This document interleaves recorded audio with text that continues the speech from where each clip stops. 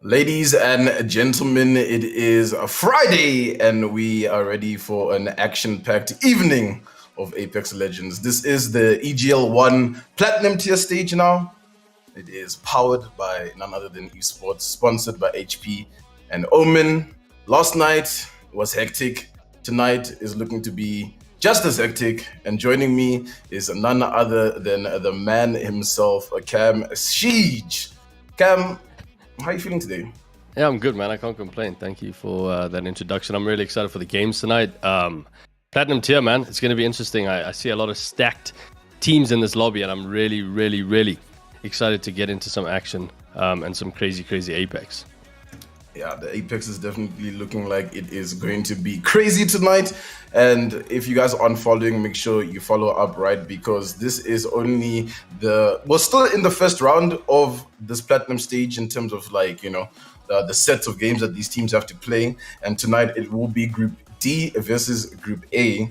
And it's just lining up to be a cracker. I mean, we've got Ghosted Herd in here, Formula One, who are looking pretty good. KOA, they were also putting up some good numbers. She Unit is also popping into this top 40.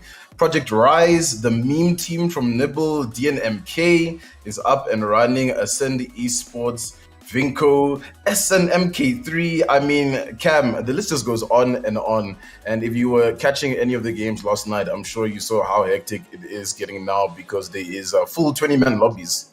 Yeah, I mean, it's going to be crazy. I can see in this lobby now with these teams, some of the guys that I saw on Wednesday night as well, such as Violet Wolves and Drip Apex, and they were also playing really well on top of their form. So I'm keen to see how they fare against these other teams in the lobby. Like you said, 20 teams. We know it's going to be a stacked lobby. It's going to be exciting. I'm expecting a ton of action late game, a ton of points to be picked up. And yeah, I mean, I kind of wanted to talk with you because obviously we haven't casted yet together, so I'm really excited for this, obviously, in this event. And yeah, I mean, from your opinion so far, what are your thoughts on the meta that the teams are running? And I can't say who do you think will win because yeah, we maybe we shouldn't do that just yet. But in terms of meta and how the teams are running, what do you think is going to be the deciding factor in this lobby tonight? Deciding factor is probably going to be Valkyrie, and I think Valkyrie has just made, her stance inside this EGL and even just in competitive Apex in general. It's all about redeploys, and we're seeing so many redeploys last night, and we were just holding on to our seats, Cam, because some teams make some good decisions with their redeploys and some teams don't, right? So it's one of those metas where it's not like Gibby, right? It's almost like Gibby is God in Apex Legends, right? There's really no situation where you don't see the benefits of having a Gibby on your team. Whereas with Valkyrie, sometimes you can see those disadvantages. Maybe your team is too reliant on that redeploy, so you get yourselves into these awkward positions because you always at the back of your head have this like, all right, cool, we have this free get out jail free card, but does it really work out? Sometimes it does. Yesterday we had a really interesting end game where Nibble was holding the bottom of one of the trenches at Countdown, and there was two teams stacked on top of them from Valkyrie redeploys, all in the out of bounds areas. So it's definitely making for some crazy plays. But yeah, I mean, meta-wise, it's Valkyries and Gibby. That's pretty constant on most teams. And then people like to flip around with that third character. You know, we've seen some Ashes here and there. Wraith is still a bit of a pick just because of how good the portal is always. But yeah, I mean, it's interesting. Caustic, how are you feeling about Caustic? I mean, I don't know exactly which players run Caustic in these teams, but yeah, I mean, I don't know. I think the Wraith and the Ash pick is definitely the safe pick because obviously kind of similar legends. We've seen some really good rotations with the Ash ultimate ability, as well as obviously being able to portal in and out of fights with your Wraith ability, which is obviously really crucial in these crazy gunfights that teams have. Caustic is a weird one for me because I don't know, like he always seems like when you play against him and you are dying, he seems so powerful, but sometimes his traps, seem like completely obsolete. Like they don't work at all. It doesn't feel like you're getting enough from his abilities, if that makes sense. His AoE on his ultimate ability is not big enough, in my opinion, to really change the game, unless it's really, really late end zone. And I don't think we see that often. The teams that are picking up Caustic, you find them going out a bit earlier on. I haven't seen a game yet where the Caustic has just come in and dominated that end zone, where there's traps everywhere. All the teams are converging on him. They can pop traps. They can throw down an ult. And everyone's just in the gas. They don't know what's going on. They're ticking away at their HP. You don't see that enough. And I think it's really hard to execute because you need to be really on top of it with your team, and you also need to get really lucky in your zone positioning to actually force that hand in terms of the Caustic. So I don't think he's a great pick. Like you said, the Ash and the Wraith, definitely a good idea. Obviously, we saw some Octanes on Wednesday nights. I don't know about last night, but yeah, Octane, again, not really as prevalent as he used to be just because of the movement of his bounce pad being nerfed, and then obviously the sound of it as well. You can hear it from Kavuki land, so there's no point even worrying about a bounce pad. Yeah, I mean, I'm trying to think of some other legend that we might see. We saw some Pathfinders, which was pretty cool. Again, I know you love Pathfinder. His movement is really, really great, but maybe he's too much of a solo legend. I don't know if he's not as good in the team. Yeah, the zip is great, but with the talent of these players that we have in this lobby, I mean, they just shooting people off zip lines left, right, and center. You know, their tracking is incredible. Yeah. This is like almost the top of the top. You know, these are some of the best players in the game in this country. So it's really, really hard maybe for a Pathfinder to be a pick. I don't know any other legends really that we see. I mean, like you said, the Valkyrie and the Gibby seem the most prevalent. And then a Wraith and an Ash seems to be what you go for. Maybe we do see some Caustics. I don't know. But I'm definitely excited to get into the action and see what these teams decide to do. Maybe they've been going throughout qualifiers. They've been playing the game normal. They've been playing the game how everyone else plays the game. And now they pull something crazy out. Apex is like that. I mean, I think Apex is really balanced in terms of most of the legends. You find, like you said, the redeploy is just so good that you can't not pick it. The bubble is so good, you just can't not pick it. But you do have these Bangalore players that come out and are really good with Bangalore. Yeah, so I don't know. Maybe we see something crazy different. Maybe there's a team that completely changed it up. But again, what Snare said, 70,000 on the line. Yeah, you don't want to be playing games with some random legends you don't know. Yeah, 70,000 on the line. And you know, when there's Wikipedia pages involved, that it's a serious deal in this one, you know? So these players are definitely playing to walk away as the champions of this first season here. And I mean, when we're speaking of champions, we have to start looking at some of these teams that we can be, you know, pulling into perspective for that discussion. Yes, you in the beginning you were a little bit scared or reluctant to say that, hey, who do you think is gonna win? But you know, at this point, you've seen enough, right, to kind of determine which teams have the potential to win, right? And you got to be looking at DNMK, right, dropping 500 points in their gold tier matches. I mean, that's absolutely crazy. The only team to drop 500 points, Nibble was close, 446, but nowhere near that, right? And it was mostly kill points heavy when you're looking at that. I think about 300 plus of their points just came from kill points. Yes, they were closing out games. Yes, they were winning here and there, but they were farming kills. Is that going to be as easy? No, it's not. We saw that yesterday. It was really difficult for a lot of teams to close up their fights, and we had a lot of squads still up towards those final zones. And you said it well, that you're pretty much battling with the best of the best. Anybody that heard about this tournament is probably a crackhead at this point that's inside and they're ready to game. I mean, looking at a team like Project Rise, Daddy Cool, Goose, and Magistorod, they've been playing for a really, really long time. The chemistry on the team is already really well put together. And if you're a new team coming into this one, you have to deal with the likes of them, right? Yes, but there's other teams that you're probably looking at that we don't have too much information on and have kind of wowed us. Ghosted Herd is the one that pops out for me. You know, Calamitous, Ghost Psycho, and Nope. They just did an entire madness coming in to this tournament, and in their gold tier matches, they finished in that top 5, right? Yeah. And out of a team that was just put together, that's spectacular, right? We don't know them too much, but hey, we'll see exactly what happens today. Cam, in terms of looking at the lobby, who would you at least think is winning tonight? My predictions were pretty good on Wednesday, but now I'm kind of stumped. I'm not going to lie to you. Like you said, you mentioned all the teams at the beginning of this, and it is just, it's incredibly stacked. I really like the likes of Violet Wolves. I think they played really well on Wednesday. A few drops didn't go their way, and I'm excited to see if they come out with something. She Unit, haven't seen them in a while either in terms of matches, so I'm keen to see what they can do tonight in this kind of lobby. Vinco Gaming, I'd really like to see them pull something out the bag. Maybe do something crazy and take a win or two. And then obviously, yeah, Project Rise, definitely a fan favorite. Daddy Cool Goose and Mel, they really are insane. Like you said, the chemistry is really good.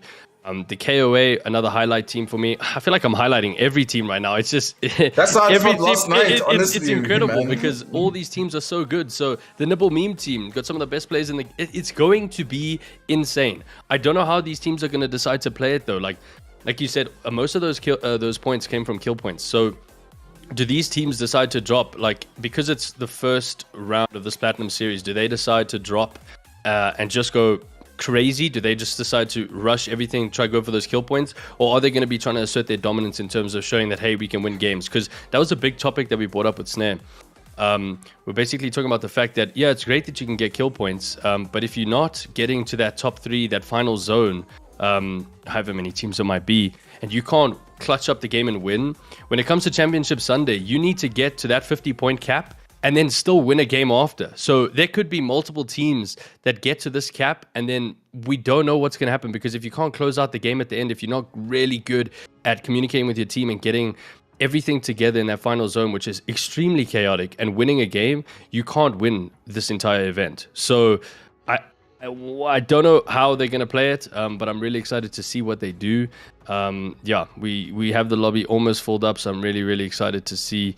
Again, like I said, highlight on all the teams. I think everybody could come out with a win tonight. Or any team, sorry, could come out with a win tonight. We don't have 20 matches, unfortunately. But one team, we'll definitely see some teams taking a win.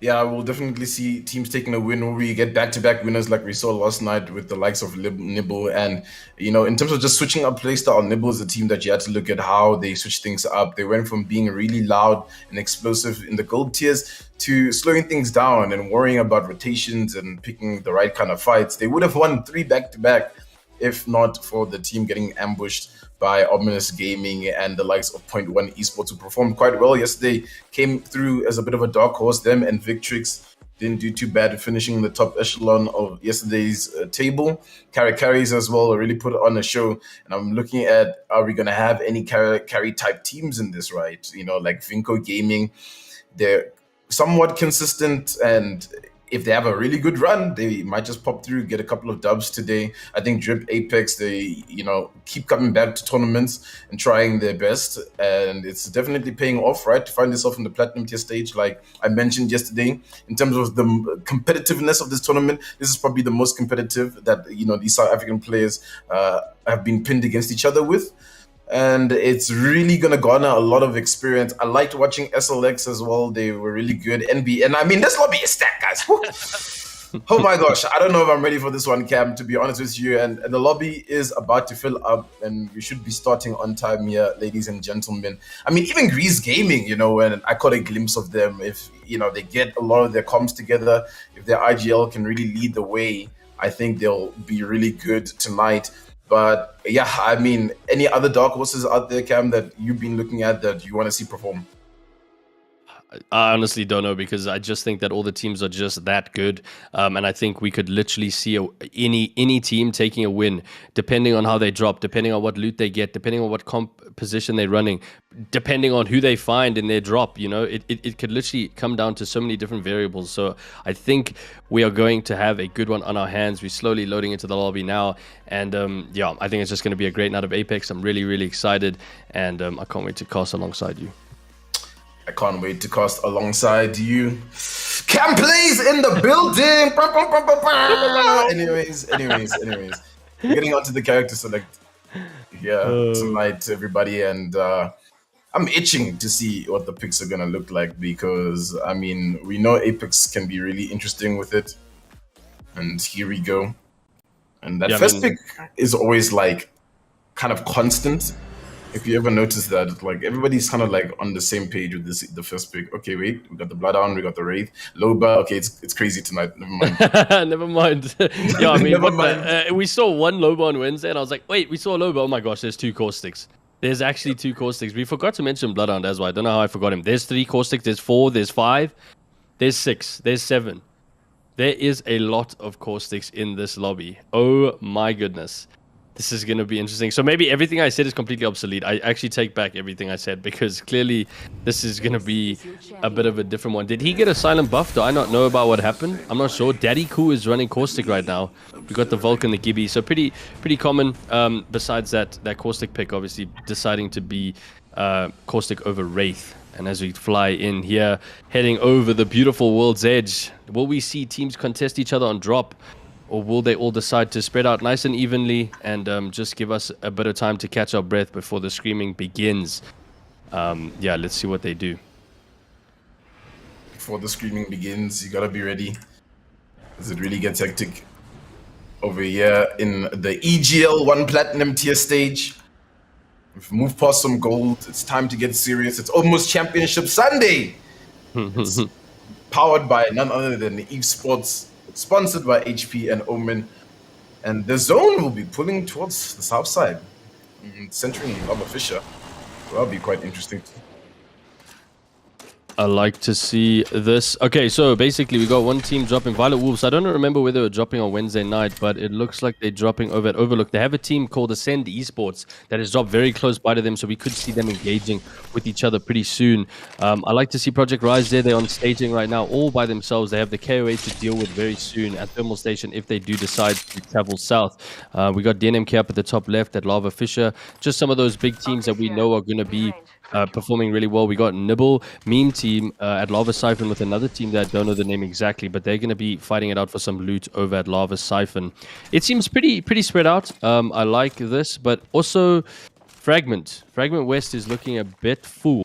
I don't know, too many parties at Fragment can three's a crowd, you know, so these 3 teams need to decide, are they going to rotate out of here? There's definitely more loot towards the top of Climatizer, and it doesn't look like anyone has taken that. There's also a team top left that has the whole of Skyhook to themselves, which is really great. She unit at the bottom right at Dome, going to be looting up nicely there. They got a good rotation in for zone, so I think they're looking pretty good. NBN also, I think they drop Lava City pretty much every time on Wednesday night, so I think that's their home ground, that's their thumping ground, and if anyone wants to challenge them there, they're more than welcome, but they got to be prepared for a fight. Tuning in with Siri She unit down at the Dome. They don't have too far of a rotation to make at least, so they can really try to prioritize getting some good loot in. Walking around with those wide armors can be really detrimental, especially in a lobby like this where people can get 1 mag quite easily. You tune in with SNMK3 with the triple take here from Fenta. They're down a man, unfortunately, so they'll have to play this one out as a duo. But we've seen SNMK3 pop off quite well throughout. And we'll just hope for the very best. And I mean, yeah, it's going to be a little bit of a tough rotation coming in from the north side of the map. There's going to be a lot of congestion. We'll probably see a lot of fights break loose towards the mid stage of the game. Vinco Gaming's in a nice little spot over there, just behind a couple of teams. So if they hear any third parties in front of them, odds of them getting third party will not be an option, at least sometimes. Formula 1 in a bit of a scruffle here with Apex Q. We use the Ash portal to get out of that and just take the high ground real quick. I just want to play it a little bit slow. It's still too early days here to be fighting. You don't want to drop out with 0 points on those placements at least. Maybe try fish a couple of kills. Yeah, I mean, I think the main thing for me, right, is... okay, never mind. We got some shots coming out. MSMK deciding that they want to challenge MBN. I'm pretty sure it is them because they're always landing here. This was the blue zone as well. No, I lied. It wasn't. It was the Loba ult. I thought it was blue zone. It's just Loba ult. So they're managing to collect a lot of loot. Yeah, I see it now. You know, I also realized that you can see Gibby domes on the map, and I was like, what?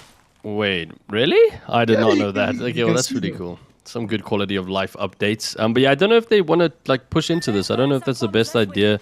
looks like they're going to decide to maybe move out. It's also a Horizon Loba pick, which is very strange. They don't have any of the meta, I say that in quote-unquote, legends with them. So that's kind of interesting. But what I was saying before that is, the thing that a lot of people might not get with these comp lobbies that I just want to point out is, when you land in, you grab whatever gun you can find and you start moving, you know, like you got to be on the move all the time. There could be a team challenging you at any point. You don't really get to look around for your favorite gun and your favorite attachment and, oh, I'd like this and I'd like that and let's go craft here and let's go do this. You know, it's like you drop in and you got to be ready for a fight all the time. So I think these players do a really good job of looting quickly, getting some stuff.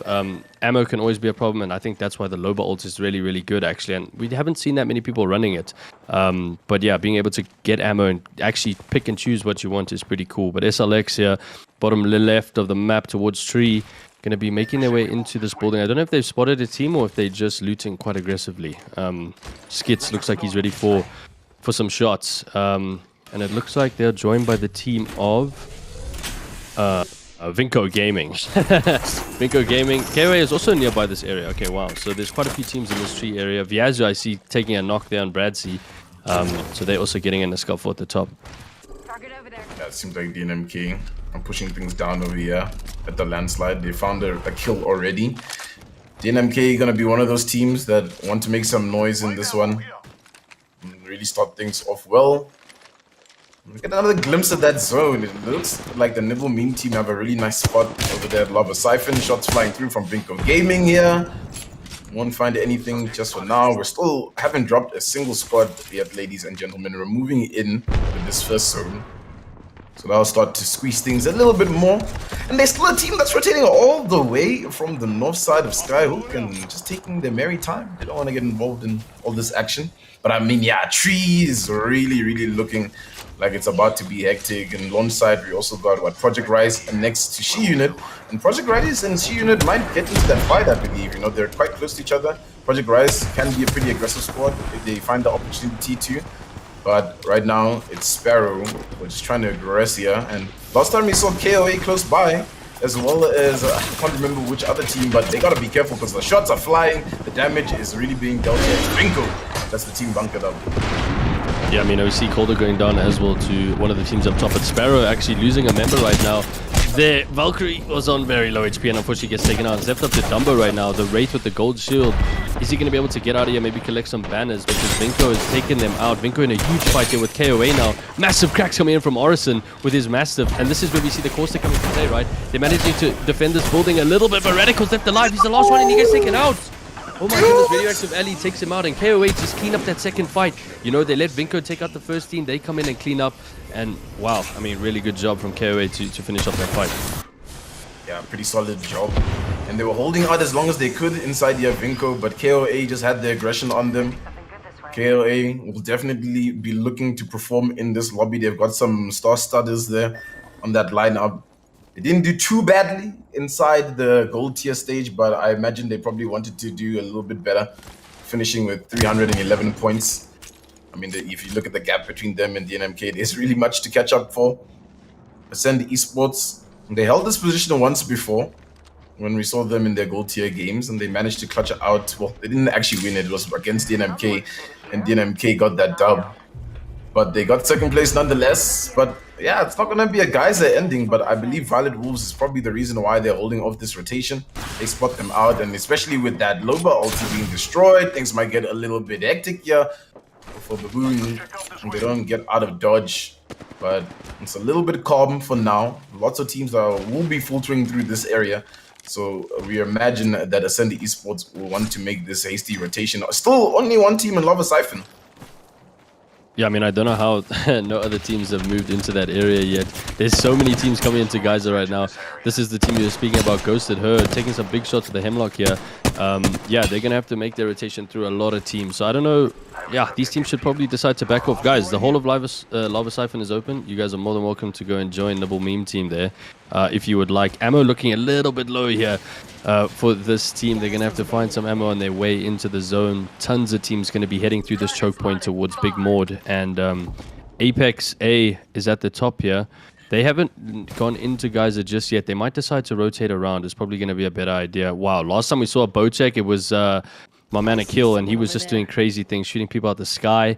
So yeah, I don't know if this is by choice again. Like, these teams sometimes don't have a choice of weapons. It's you pick up whatever you find and you start moving, you know. MBN, again, having a really quiet game. They always land big mode. They loot up there. If a team does challenge them, they will take the fight, but it looks like they're pretty comfortable where they are right now. And Formula 1 doing a redeploy. I think they saw Nibble meme team and decided, listen, guys, not ready to fight just yet. Let us rotate into the zone. And now we are on board with that team that was taking shots at them. Nibble meme team, the Gibby, the Wraith, and the Valkyrie, pretty stock standard lineup. And again, a group of extremely talented players that we could see something crazy come out of them tonight as well. Something crazy is what they need to guarantee those points. But you can also still keep it calm, cool, and collected, right? Be methodical with your approach. Ghosted Herd, one of those teams that have slowed down compared to how they're playing in those gold tier stages. Not really looking to run through anybody right now. Violet Wolves still taking up a little bit of damage, and there's quite a number of teams that are still stuck in this compound. And there's one team that looks to be coming to third party. This fight that's happening. Violet Wolves gonna have to close this one out as quickly as they possibly can, as they're gonna get close to the door. They're gonna kick it down. FBI open up. It is Violent Wolves, but the pain's on them this time, and it's only gonna be just a second before this next team arrives. Oh no, they've actually stopped the rotation. I thought they were gonna make it here just in time to cause a little bit of havoc, but everything's alright. Dark Legacy have a disconnect on top of that, so they're playing with only 2 men. Now I wonder if the Caustic is inside this building.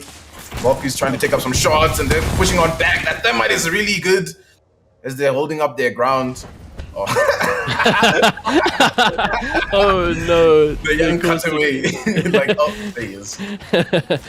Unfortunate for that Caustic. That disconnects really do suck. I mean, Dark Legacy obviously know that that player is not going to be coming back anytime soon, but now they have to get through Violet Wolves. Violet Wolves luckily got away from that one, managed to get out. Some big shots coming in from Crane right now. This is the guy with the bow check. I forgot. This is the bowman. Apologies for earlier. Now he's going to dip onto the right hand side. He actually wants to get a flank. He wants to get a better angle on this team behind the rock. Oh, and now he's going to do some damage. Oh, this is some gameplay coming through over here with the bow check.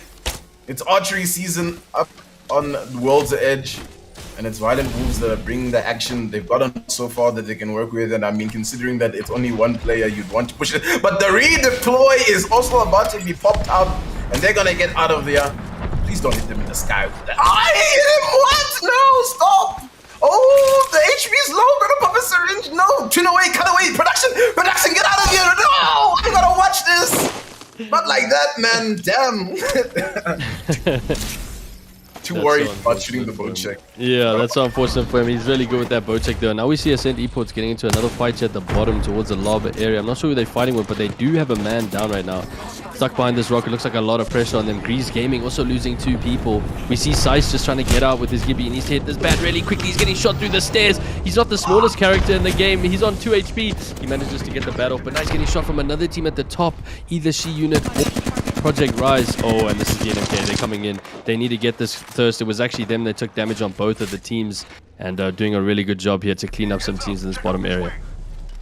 The NMK looking solid, in a good position as well. They're hugging the edge of the zone. There's not too many teams that are next to them, and there's quite a number of teams now that have to make their way still into the zone. We still got Ghosted Herd stuck in the tunnel just outside of Lava Siphon. Lava Siphon is still being guarded up by the Nibble meme team. As we transition over to SLX, still bent up over here at the tree.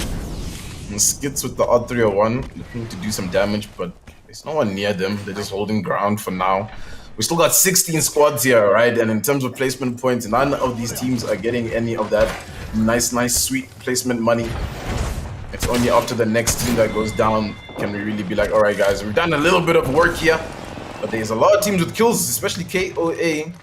We've got a number of kills in the lobby thus far, and they just bunkered up, holding ground, getting ready for this next zone rotation, which will be soon. 50 seconds. It's about to get hectic. MBN holding up just outside of Lava Siphon, and I in a good position to potentially gatekeep some teams coming into the zone. Yeah, but I mean, again, the MBN thing that I always speak about, they drop big mode, they get a lot of loot, but check out these shields, Thendo. Still on the white and blue shields. They really need to start farming some damage in order to get some better shields, because you don't want to go into the final 2 zones with white shields, because you are just going to get absolutely farmed. So hopefully they can do some damage now. They all have rampages, which obviously is a pretty good weapon to just pick off at enemies. Oh my gosh, Nibble Meme Team just redeployed on top of DNMK, and DNMK is chasing them down into another team. Ket's taking up a lot of damage as DNMK is starting to push on up. This is not looking good. SNMK3, the solo goes down here mentality. DNMK looking to close up this fight with the Nibble Meme Team as they just try to get out of dodge. But DNMK need to be careful. KOA is close by as well, so things starting to get crazy. We're down to 13 squads. Yeah, I mean, this is where it gets really, really exciting. The zone is closing. This area is really, really difficult to play. And Bradley going for the PK, going for the beams with the R201, starts to connect a few. The team is going to decide to completely commit to this fight. EXO going down. It's KOA versus DNMK right now. Yeah, it's KOA versus DNMK, but like I said, these teams are in and around the area. Fires is the only one up on DNMK. This is not a fight that you'd love to see them in as they go down to KOA. I thought this was maybe Nibble Meme Team on the outskirts here. No, they managed to get out of dodge. They actually bucked up inside of the lone side. But now KOA in this tough spot. Apex RQ are shooting down some shots, but they're not looking to really aggress onto this one. DNMK coming out 13th place. That is not the way you want to see the leading team, the top seed into these platinum tier stages go down. KOA might be able to get this res onto EXO. But yeah, there's still quite a number of teams that are hugging the edge of the zone close to the lava siphon area. And no one's technically in that final end game yet. There's still gonna have to be a lot of fights that break loose. Formula One are stuck in the building. And there's a team outside with all that stinky caustic gas who's blocking them out. Nibble Meme Team close by as well.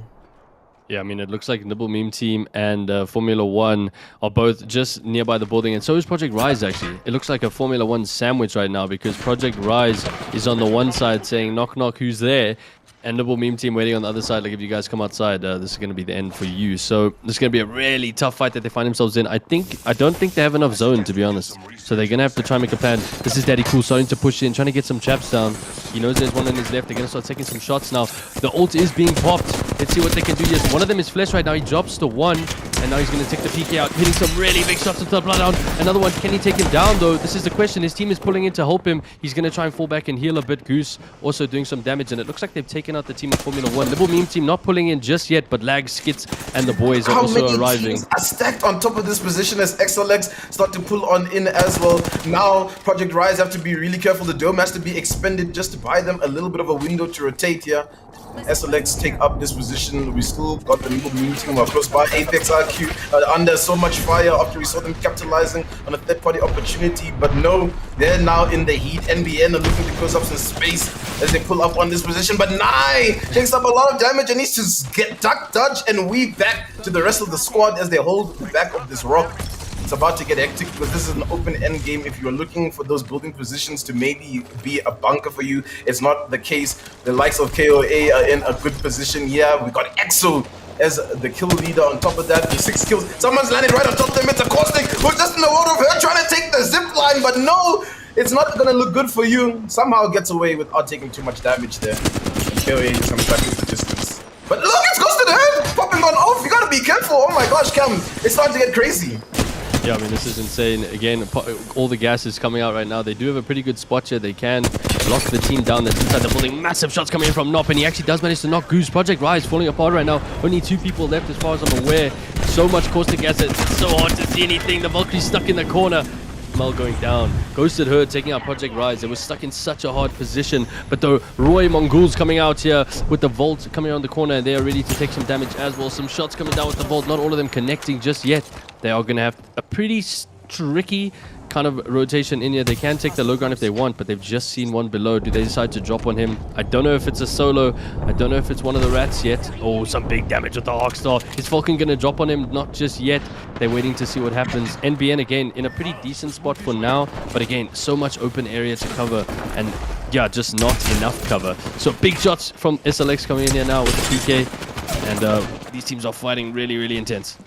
Yeah, it's getting really intense over here as they just have to pull on in and take this Gibby down. Yeah, SLX, and it's going to be the likes of the Nibble Meme Team that go down. Ket might have been the final member on that But no, actually, the teams haven't dropped completely. Aquatic's still alive. Solo Wraith plays on the edge, trying to pop some wingman shots, but the shots won't connect. Has to find a different route into the zone. They're still 7 spots up. Emma's been confirmed now as a kill. Look at where NBN are. NBN are holding up a good spot in the zone to move on in. But KOA are just mowing down teams left, right, and center in front of them, and they're looking to close up this game. Upstars now flying from low to try to deal a little bit of damage, but they just bunk it up. The Caustic, Valkyrie, and Gibby combo is definitely a deadly one. It's aggressive, it's defensive, it's kind of ticking all the check marks that you want on the team. SLX are getting pushed up on now. One is down, they have to TP back in. It's Lags and the Wraith player that are up. It's Roy Mongols who are pulling up onto this position. They got an interesting combination if I've ever seen one. Watson, Ash, Wraith. They're looking to be defensive, but still have that aggressive tip onto them. But they're getting mowed down in this corner, and they got to get out of this position because the zone closure is about to happen. Yeah, I mean, he's deciding if he wants to put down his ult or not, but Falcon does go down. He's taking so much shots, this Watson. I don't know if he's going to get in the zone. It's going to just tick away at him, and it's the Ash last left alive. Can he get out of the situation? I don't know. He's in a fight, and he goes down to SLX. SLX did a really good job there to recoup, but now they got another team on them, and they go down to the likes of NBN, and they've also got a really good position here, but they need to make sure they get up the stairs before the zone stops them. There is a down player next to them as well, so they're still kind of gatekeeping someone that's in the corner, but is another team going to come in third party? This Fiona Valkyrie just going straight over the top and just mowing down with the flat line. Neo goes down. Ghosted Hard doing a really good job here to take out NBN. NBN couldn't get out of that third party situation. They're still 1 up. What's going on in this corner? It's just warfare around, and it's just going to be NBN trying to stay survive as long as they can. They pulled themselves in such a bad position, right? Because we saw them out in the open and they're just trying to make this rotation, probably trying to predict the zone as to what their next move might just be. But goes to the herd, a real menace. It's just Blake that's left up trying to pop this Phoenix kid. But you gotta remember, goes to the herd just can't leave him alone there. He's gonna be griefing the team. KO still in the situation. We got another rat over here in the form of Aquatic. The zone closure is about to happen and these fights are gonna break loose. And Blake just trying as much as they can with this PK to deal as much damage. Lone is taking down Calamitous. The fights are breaking loose on top of Ghosted Herd. Calamitous is out for the count. It's all up to the 2. It's Ghost Psycho and Nook, but they are in a world of hurt. And you gotta remember about the solos, right? They're gonna have to dive on in. They have got the rest. What happened in this situation? They swing on to make sure they confirm that we've only got 3 spots left. The zone is starting to pull on in. They're gonna go down. There's only 1 up. It's Aquatic. Oh my goodness. You wouldn't believe it. KOA is like, what? Where's this person? They're down here. They're gonna drop on down. The massive shots here from EXO to close it on up. But no, it'll get confirmed from someone from behind. And that's the first game going to KOA. And I mean, wow, what an exhilarating one to start off with. I think EXO had like 9 kills or something. Some massive KP for the boys of KOA right there. That is the coolest caustic skin I've ever seen. Yeah. Why have I never seen that, actually? I also saw a Mastiff skin as well with like the same thing, and I was like, wait, what? Nice flexes, like boys. No, but seriously, what a game. I mean, Ghosted Herd just got so unlucky with their positioning there. Doing a really good job to actually turn around and just go and finish those last 2 kills for that extra KP, you know, in that top 3 spot. And then obviously, shout out to Nibble Meme Team. Aquatic doing a really good job of just staying alive to the top 2. I don't know how many kill points they had, but it's good enough to just be in the position of second, you know. Against a 3-man like the KOA, it's going to be very tough to come out on top, but still a really, really good try. Yeah, it was definitely a really good try, but I mean, we just have flashbacks of just that fight with Ghosted Herd and the NBN around the corner.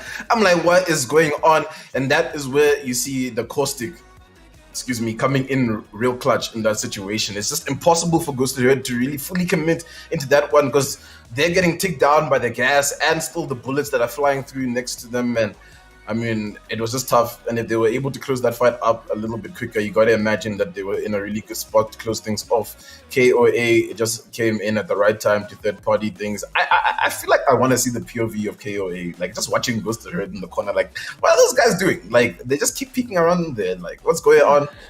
And then you just got Aquatic, just like, you know what, leave me down here. I don't want to be involved. You know, clenching a second-place finish for the Nibble Meme Team, which is really top tier for them. But I think the talking point coming out of this one, DNMK, nowhere to be found in that end game, Cam. Yeah, I mean, that is a big concern for them. Obviously, we do have 4 games to play, so it could just be the first game jitters. I mean, these players have been around long enough, so I don't know if I can keep... I use that excuse for myself, but yeah, I don't know. Maybe they just couldn't find the groove, or they didn't really know how they wanted to play that situation. Again, the RNG thing can be a thing, so maybe you'll see them pick themselves up now. They're going to have to do that and come out firing again on all cylinders. But the KOA doing a really good job. Like you said, maybe not scoring as many points as they wanted to in the qualifiers. Only getting 300 points. I say only because, like we said, Nibble and DNMK plus 500, if I'm not mistaken. So maybe they wanted to get some more points, and now they're really showing their dominance. Like, guys, we came to play. This is serious. We're here for the money. Maybe they had their foot only 80% on the gas, and now they got it flat on the ground because, my goodness, did they roll the rest of that lobby towards the end. They really did such a good job of putting themselves in the best position possible, taking all the fights that they needed to, and then obviously closing it out at the end. I love the fact that the dark horse you called out would be Ghosted Herd, and they did a really, really good job of fighting so many teams in that area and managing to stay alive and rotate around and everything. So, yeah, good job to them. I think Project Rise also got caught out really unluckily in one of their positions, stuck between 2 teams. And you know how it can be when those end zone starts closing. I mean, you saw us. It's difficult because there's so many plays happening at the same time when it gets to that point in the end game, and that's what makes it so exciting, I guess. And it's just to think in that position, what do you do? Like, what do you do in that position to get out, to move, to rotate? There's so many things going on. Have I reloaded my gun? Have I shielded? Oh wait, the zone is now touching me. You know, there's so much that you have to do to get out of the situation. So again, it's extremely difficult, and that's why it's so much fun towards the end. And if everybody was wondering why I was just exasperated while Cam was speaking, I'm watching the scores get updated live here, and I'm shocked, to say the least here. The KOA have just dropped a 30-point game after that one, coming through with 19 kills. 19 kills, wow. Man. They killed a third of the lobby, basically. You know, they round it up and just give it to them. I mean, that's absolutely amazing. That is, you know, probably one of the best games in the EGL thus far. I don't know. I'll have to go back into the data and see what the data is saying. But the data that I'm receiving right now is looking good for the KOA. Ghosted Herd not coming too far behind with the kills with 9, who have the second most. But I mean, they sucked up all the kills. If you look at the table right now, they sucked up everything. It's actually kind of tragic just for the teams that couldn't make it to the very end, right? And even the teams that were making it into the end, they were just getting funneled into the KOA's like positioning, and they were just getting absolutely melted down. There is such a point disparity right now, Cam. It's disgusting. I mean, 31 first place. Ghosted Herd, I think, is second place with 16 points. Third place, 10 points, SLX, and everybody else is below double digits. Like, what kind of first game is that, man? Like, that's a bit wild if you're looking at it. I mean, this is what we kind of spoke about before. You know, do teams kind of come out and just suss each other out, see what they want to do, or do they go just go extremely hard? And I think KOA showed that they are not messing around tonight. They are really looking for blood. They are hungry for the kill points. They're hungry for the positioning, and they did a really good job of like dominating the lobby. And we see a lot of teams do that. We see that from the bigger teams. You know, they know how to run an end zone. It's like micromanaging a whole bunch of teams at the same time. They have 6 different teams around them. They know where each of them are. Pick a few at this. They know they're healing. Okay, cool. While they heal, we'll fight this team over here. You know, it's all these things that they got to be talking about, that they got to be doing, that they got to be hitting their shots as well. And the KOA really did dominate this lobby. Again, I think the zone played a big factor in that as well. That was a very tricky zone, in my opinion, just because that building was there for a bit, and then all of a sudden it wasn't. And it was really tough for those teams that were in that building vicinity to rotate out of there. So let's see. Again, DNMK, Project Rise, definitely going to come out firing this time. NBN did a really good job as well. I think they got a pretty good position, but again, not enough kill points. Dropping safe, getting their loot. Everyone knows where they land. They're not going to mess around with you. But going into that end zone with blue and purple shields and just not enough ammo, not enough loot, because you haven't like obviously killed any teams or gotten any meds, and you just find yourself in a really sticky situation, like behind your mate's shield in the corner with the wall on this side and the zone on this side. Blake fought for his life there, eventually just running into the zone because where else can you actually go? And that was all down to positioning, and I think just the lack of maybe not necessarily warming up, but just getting the feel. You need to get the feel. You can't just go straight into your first fight not knowing what's going to happen. So I think they got caught out there, but again, really talented team, and I think they can definitely pull it back. Yeah, I think they can definitely pull it back coming into here in this platinum tier stage here in the EGL 1, guys. It is powered by none other than Evesports, sponsored by HP and Omen. And just to show how much love we got over here, we got a new fancy feature coming through, guys. We've got a live scoreboard that now we can pull up after the games just to keep track with how everything's going down, and you don't have to listen to me looking to the side all the time and just like, all right, what numbers is going down here and there. But you can clearly see as it pulls up there that the KOA are sitting comfortably, I would say, right? 31 points with that, and I mean they have such a like stretch, such a nice little distance to sit back and relax, right? They could have a bad game too and still kind of comfortably still be in the lead. Goes to third, second place for 16. SLX coming through with the 10 to be third place. Nibble meme team would have thought that they might have gotten a few more points. We thought maybe they were farming some teams on their rotation, but they couldn't. It was just a little bit too tough for them. They come through with only 9. NBN running off the top 5 there with 8 points, and look, just sneakily behind them is DNMK, like 5 points after a first game. Not looking good there, Cam. Yeah, I mean, it's definitely tough. Well, I mean, KOA can chill for the rest of the night, really. No, I'm kidding. It's not that crazy. But yeah, 31. It's a lot of points. It's a lot of points. Like you say, they have the ability. But again, when you come off a game like that, 31, you are absolutely buzzing. You want to just carry on with this momentum, keep going, keep pushing, and I think that's exactly what the KO are going to do here. They're not, again, you don't want to get overconfident, obviously, but there's definitely a potential for just a mad amount of kills again from them. But then when we see these teams like Project Rise, like DNMK, like MBM, that do start Nibble meme team start taking some confidence out and starting to actually get some kills, we might see a different change, because the Wednesday lobby, if I'm not mistaken, KOA were there, and like you said, not doing as well in the qualifiers because maybe the confidence wasn't there yet. Maybe you just need that one kick, that one game to really boost you and start going crazy. But now going into this next game, Thendo, what do the teams change anything? I mean, it seemed, I don't know, from their perspective, do they want to change? Do they want to run something different? Do we see less caustics now? Because the caustics seem pretty prevalent in that end zone, and it was, never mind. There's a lot of caustics still. Okay, so I feel like everybody saw the caustic in the end games and what, and they're like, nah, guys, we need to pull this out. There's no way. We're not going to survive all these teams.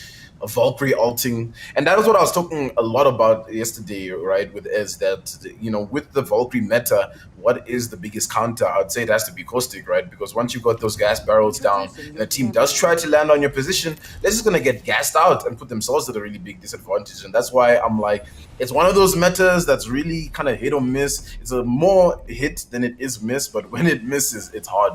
You know what I mean? But here we are, ladies and gentlemen. We're skydiving on in over here over World's Edge, as we are about to check up where these teams are going to go. I'm sure most of the drop spots will be relatively the same. We didn't see too many contestants in the beginning.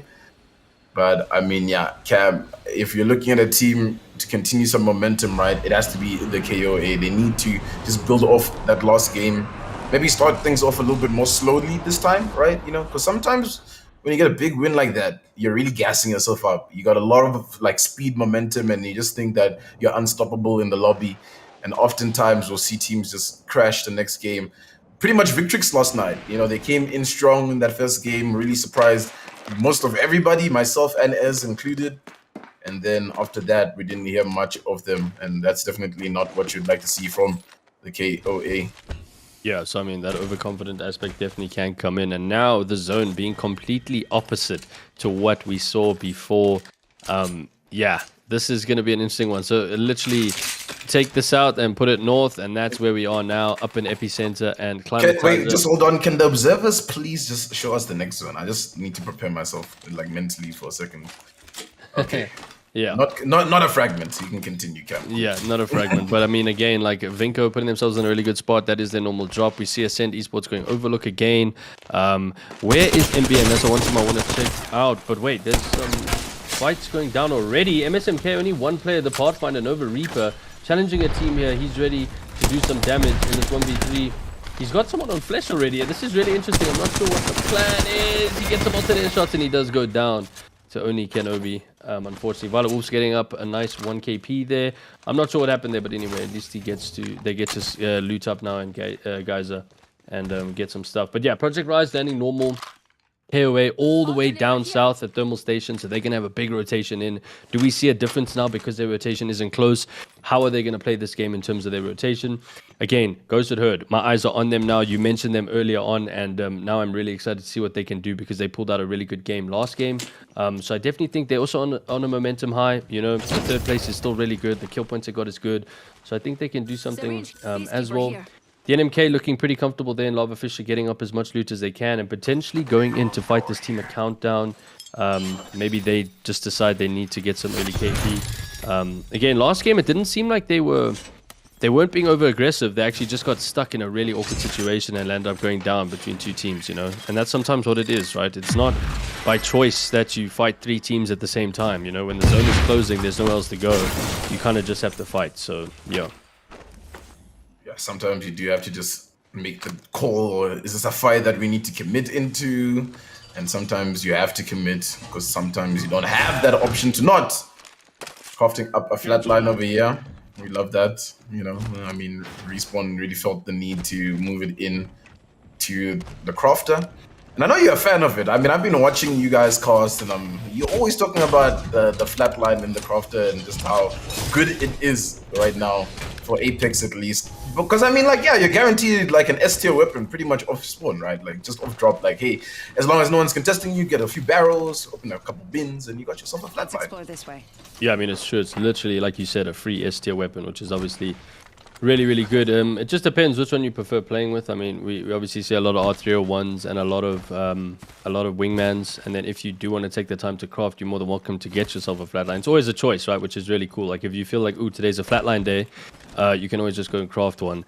I don't know if you saw, I don't know what you feel about the wingman going into the care package. That could be a potential. Maybe not the topic for discussion right now, but I just saw it. And I think a lot of the teams in this lobby would be very upset if the wingman had to go into a care package.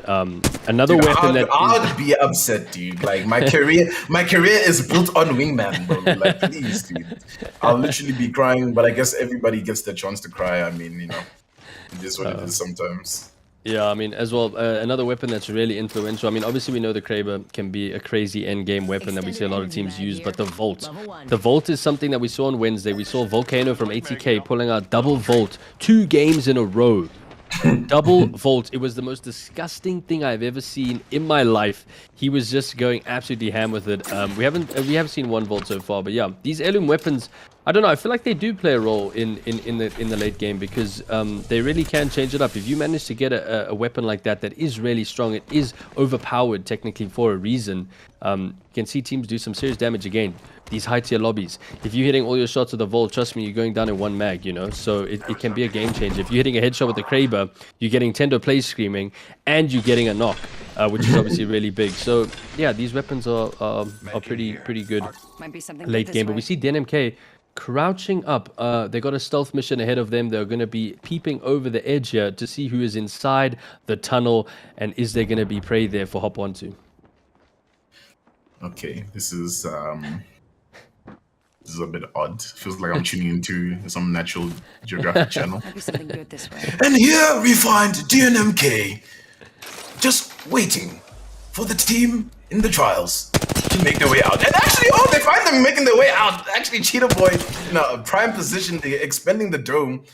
So, okay, maybe this is gonna be good for DNMK. Won't that Oxstar timing be good? I don't know. This team's also a little bit reluctant to shoot back. They're just taking all the pressure that DNMK is putting on top of them and not really trying to deal anything back. And this just might be a good squad wipe for them. The ult is expended, and now Bias is out in the open, but it's nowhere near him. Like, what? They didn't even throw it next to DNMK.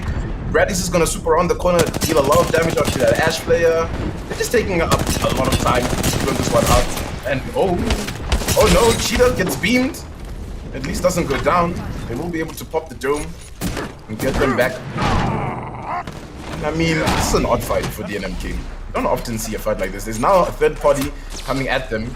And yeah, I mean, if the NMK go down in this kind of situation, if they don't make the option to maybe make a rotation or just duck away from this, and Project Rise is the team that's close by, this could be a pretty detrimental fight. And it's not just them. Look how many teams are there, Cam. I was about to say that there's a lot of arrows up there in Skyhook, and that's very worrying. And DNMK is the furthest north, so they have the most teams to get through. Like you said, a weird fight to be taking. And again, if I'm not mistaken, they don't have the Valkyrie, so they can't just redeploy and disappear. You know, they've chosen to go with the Bloodhound and the Gibby. So what is the play there? You want to get some KP, but at the risk of being in the zone and then also getting gate kept by about 4 other teams. So they need to be very careful. We see Clutch actually hitting a Phoenix kit here on Overlook. So they were obviously in a bit of a scuffle. Violet Wolves taking their rotation into zone, which is pretty good for them. Again, not much damage, not much action happening, but they have good shields. They managed to find good shields, and they can put themselves in a good position. Again, Crane with his bow check, he manages to find it every game, and he is very, very scary with that bow check. Project Rise deciding to move a bit further into Skyhook, take some position and some height on this building, and now they can try and gatekeep any teams that do come in. Charge rifle in the hands of Goose. Love me a good old charge rifle. DNMK making him the strenuous rotation, but it's gonna work out, right? Because of where the zone pool is. They just need to make sure that they don't find themselves too deep inside zone for the next pool. And the charge rifle is mowing down somebody in the distance there. Why would you stand on top of there and keep peeking that, brah? Come on, Dumbo! Please! It's a charge rifle. You gotta be careful. They get that knock. So to let everyone know, his game attack is Dumbo, by the way. And Goose is still going crazy. Yeah, actually, before people are like, whoa, what? Yeah, no, his name is Dumbo. His name is Dumbo's game attack. But Goose doing so much damage now with this charge over. He's like, guys, do you need me to farm your shields for you? Because I got you. I'm literally doing like 100 damage a pop right now. Gonna carry on getting into this fight. Obviously, I don't think they'll be able to finish the kill on that player outside his zone, but that's fine. KOA also in this area. Oh my goodness, we have 3 of the top contending teams right now in this area. We don't know where Ghosted Herd is just yet. I think DNMK have managed to get themselves into zone. They're in the tunnel right now, getting into a bit of a fight. Gain very, very much back against the wall. Not much place to go. Ghosted Herd obviously rotating into Geyser right now. Coming in quite late to the zone. They're in a big fight over here with Sparrow, but they're taking them down at least for the most part. But the Spitfire is in the hand of See How. What? That's a long name to read if I've seen one. And now DNMK just looking to close this one off. The wingman shots flying through here from Vias. Bradley's gonna confirm that, and it's actually Dumbo and his team on this side. We saw not so long ago getting beamed with the charge rifle, and they'll get downed. DNMK are now, from being in a really bad position, in a good position, right? If you're looking at how the zone is about to pull, like I said, Daddy Cool though is under a little bit of pressure there, takes up a lot of damage. They gotta reset here, Project Rise, and it's a lot of these teams just in the area. And what did I say, Cam? I'm sorry, guys. I cursed it. I was like, guys, you don't want KOA to be landing and, you know, flopping the next game. And yeah, they're in a situation where it looks like they might be flopping, but actually, Exo's like, nah, not today. We can still pull this one out, beating down Project Rise in this position. But now Exo's taking up a lot of damage, just trying to duck, dodge, and weave out of this situation. Lone needs to come on down to try and help. The lobby leaders, KOA, are in a really tough position. Starting off this, still 17 squads up, and they've flown up on top. It's Mel. And now it's all up to Lone. They have to drop on down. The master shot. The dome is popped. KOA, is this your final stones in game 2? It's looking like it. Project Rise closed them down. Wow. Yeah, Goose hit him with the ban hammer. He just we're like, guys, we don't have any more ammo. Let me just hit you with this quickly. He was low on HP, and Project Rise taking out the KOA. That is a really big fight for them. I see a rat up at the top of the map as well with DNMK, but now we see Roy Mongoose actually getting in a fight here towards the overlook area of the map. Falcon going to be taking some heals now. It's against Ascend Esports. So Ascend Esports obviously have been landing here. They do have a disconnect from Colder, unfortunately. So they're in a 2v3 situation. Probably just going to try and hold off this area and say, guys, please rotate into zone because we do not want to fight this. Our player is just getting his Wi-Fi back up. But yeah, hopefully Calder can rejoin as soon as possible. Roman Ghouls, are they going to actually decide to ape this? Oh my goodness, they are. The Oxides are coming in. And we are going to see some PK shots flying in a second. Doors open. The bubble's been popped. Ruben is going to head downstairs now, but the Gibby ult comes in. They can't get inside just yet. They're going to start taking damage from this ulti if they don't get inside. And now the zone's also taking damage. Do they decide to rotate out from this? No, they're going back inside. Volky, huge shots coming out from Ruben, and the car shot's going down. Clutchy's down, and there goes Ascend Esports. That's extremely unfortunate for them, going down to the Roy Mongols. Ghosted Herd actually seeing this fight break out, and they deciding to maybe do the smart play, head closer towards the zone, but gatekeep this team. So they know this team's going to have to come out at some point, and they can hold this mountain and hopefully catch them off guard. They got 3 points on the board already. Calamity's currently the kill leader. Roy Mongols, oh no, guys, oh no. We all know what's waiting for them outside of that position. But Ghosted Herd are kind of like in a sandwich. So if they don't clean the fight up quick enough, this might be detrimental towards the next plays. And they do spot them out there, just waiting for them to be in a nice open area. Maybe 3, 2, 1, 1. One pulls up a little bit too close, and that's going to be Ruben that goes down. And yeah, Roy Mongols, I mean, that's what you get for taking down Ascend Esports with a disconnect, man. Damn, you know, like, but obviously they don't know the context of what's happening in the building. They're probably wondering why the Bloodhound is standing there like, hey, so I just given up. Don't worry, you guys can get me for free. Violent Wolves close by in the area, probably seeing all of this breakdown. Trying to pop some shots, and it's the Bocheck gamer again. Why? Why the Bocheck, Cam? Like, I don't know, but Crane is extremely good with it. So maybe we need to ask him at some point during this competition. Say, Crane, can you please tell us? And maybe we need some Bocheck lessons, because he's been hitting some really flashy shots, and it's extremely satisfying. I mean, I never hit them, so I wouldn't know, but it's really exciting to see him hit them. Ooh, Climatize as well. That's nice. Yeah, that's going to be interesting as well. Violent Wolves again, just holding this bridge. Still in the zone, so they got a pretty good spot here. This glitch of like, he's basically punching us every time he's shooting a shot. Ah, damn. It'd be a little bit odd, honestly. Yeah, these shots aren't really connecting too much. Oh, Crane takes a little bit of damage. Has to back out of that. And I just want you guys to note DNK's positioning right now. It's really good, but there's a lot of teams that are close by, in the likes of Vinco, holding down the Climatizer already, and a lot of squads are going to be swarming on in. No one has guaranteed any placement points. Oh, I'm lying. They've guaranteed 1 point at least at this point. And they're trying to move on in. Here goes to her. They throw the ulti. They're swooping around the corner. Calamitous with the PK in hand, but can't find anything just yet as they try to clear out the building. Just at least guarantee themselves a spot in the center of this zone. And a really good rotation coming in from Ghosted Herd. Project Rise not too far off from the area. Nibble Meme team are close by. It looks like DNMK are trying to shoot a squad out the sky, but they'll be getting away. They won't be too much of trouble for them. But yeah, I mean, it's a alright position where they are. Saying that they can rotate into the zone quite easily, not too bad. Project Rise are gonna be a nuisance towards them. Vyas takes up a lot of damage, as well as Cheetah Boy, and this just might be a push play coming in from Project Rise, but I don't know just yet. They might not want to commit just yet. There's still too many squads that are up here, Cam. Yeah, I mean, I was watching it and I was trying to bite my tongue. I was like, oh my goodness, Project Rise are right behind them. I really hope that DNMK can get out. They managed to portal at least and get a bit of a better position on the edge of this zone. I think this is a good area to hold. You know, there's lots of cover and they can do a lot from here. But again, you're never safe from the Goose charge rifle. We saw Vyaz taking so much damage from that charge rifle, so they need to be very, very careful. The Double Meme team, whoop! Aquatic taking some nice shots to the Bruiser Wingman. 86 headshot. That guy's probably screaming right now. Some more shots onto that purple shield on the bridge. They're going to be challenging Violent Wolves, it looks like. Again, 15 squads alive. There's only a few zones left, so this is when it's going to start getting extremely chaotic. And yeah, we're going to see a lot of teams breaking out into fights all over the zone.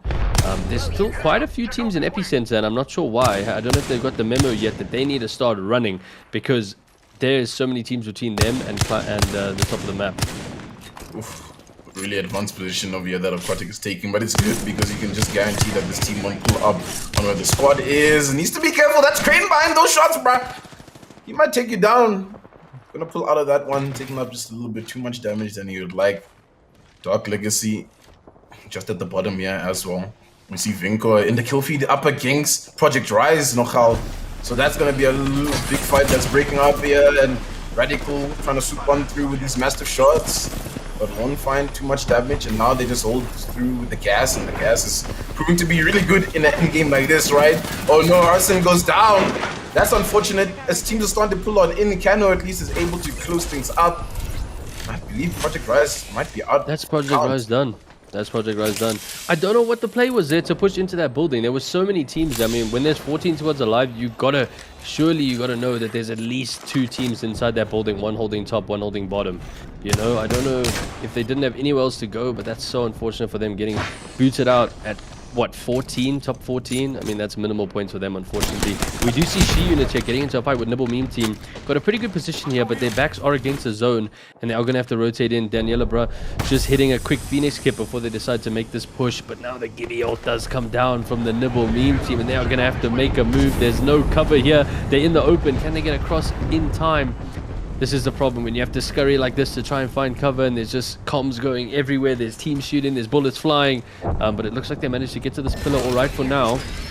Nibble Meme Team actually deciding to do a redeploy, and where are they going to decide to land? That is the question. Do they decide to go straight onto another team? Are they going to take their time? Some teams shooting at them. I'm pretty sure that's DNMK, and they're taking a couple shots at them out the sky, and they're going to go for that exact position. Are they landing on DNMK? I wonder if they're all landing on top of DNMK. DNMK just holding up ground over here. Swinging around the corners. Via has a wingman shot, and he wants more as he tries to take up a little bit more damage. Big Cell coming through there to just identify how many squads are in front of them, especially if they're looking to aggress onto that. It looks like Nibble Meme Team are down Emma Dilemma in this situation, and they might just have to leave her out of that one. Down to 10 squads. We are in this zone. DNMK up on a good position, especially if it pulls out towards them. Cheetah Boy is making an interesting portal. Wonder if he's trying to take an advanced position. No, he's going for the loot. They need a little bit more extra ammo, maybe some more batteries to just hold things up, and that's a 301 with the 3 times, and we know what that man can do when he's got that in his hands.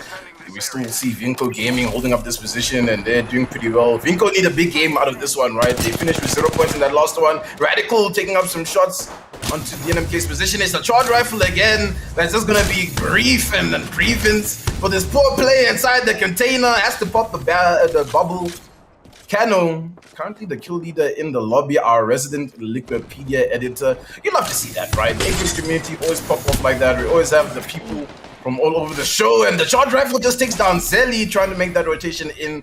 We got down to 8 squads now. Next zone's about to pull on in here, Cam. It's starting to get really hectic, and now you're looking at teams like Ghosted Herd, at DNMK, right, at Vinco Gaming, that are in really good positions that can close this one out. Yeah, the only problem here for Violent Wolves is that they are not in the zone, and they're going to have to make a tough rotation. They should be able to go underneath this bridge here, maybe get a safe entrance. But yeah, like you mentioned, Vinco Gaming doing a really good job here. They landed here, they looted everything, and they got a really good position. They held their ground. They didn't have to push out. Ghosted Herd are the ones that are going to be challenging them, though.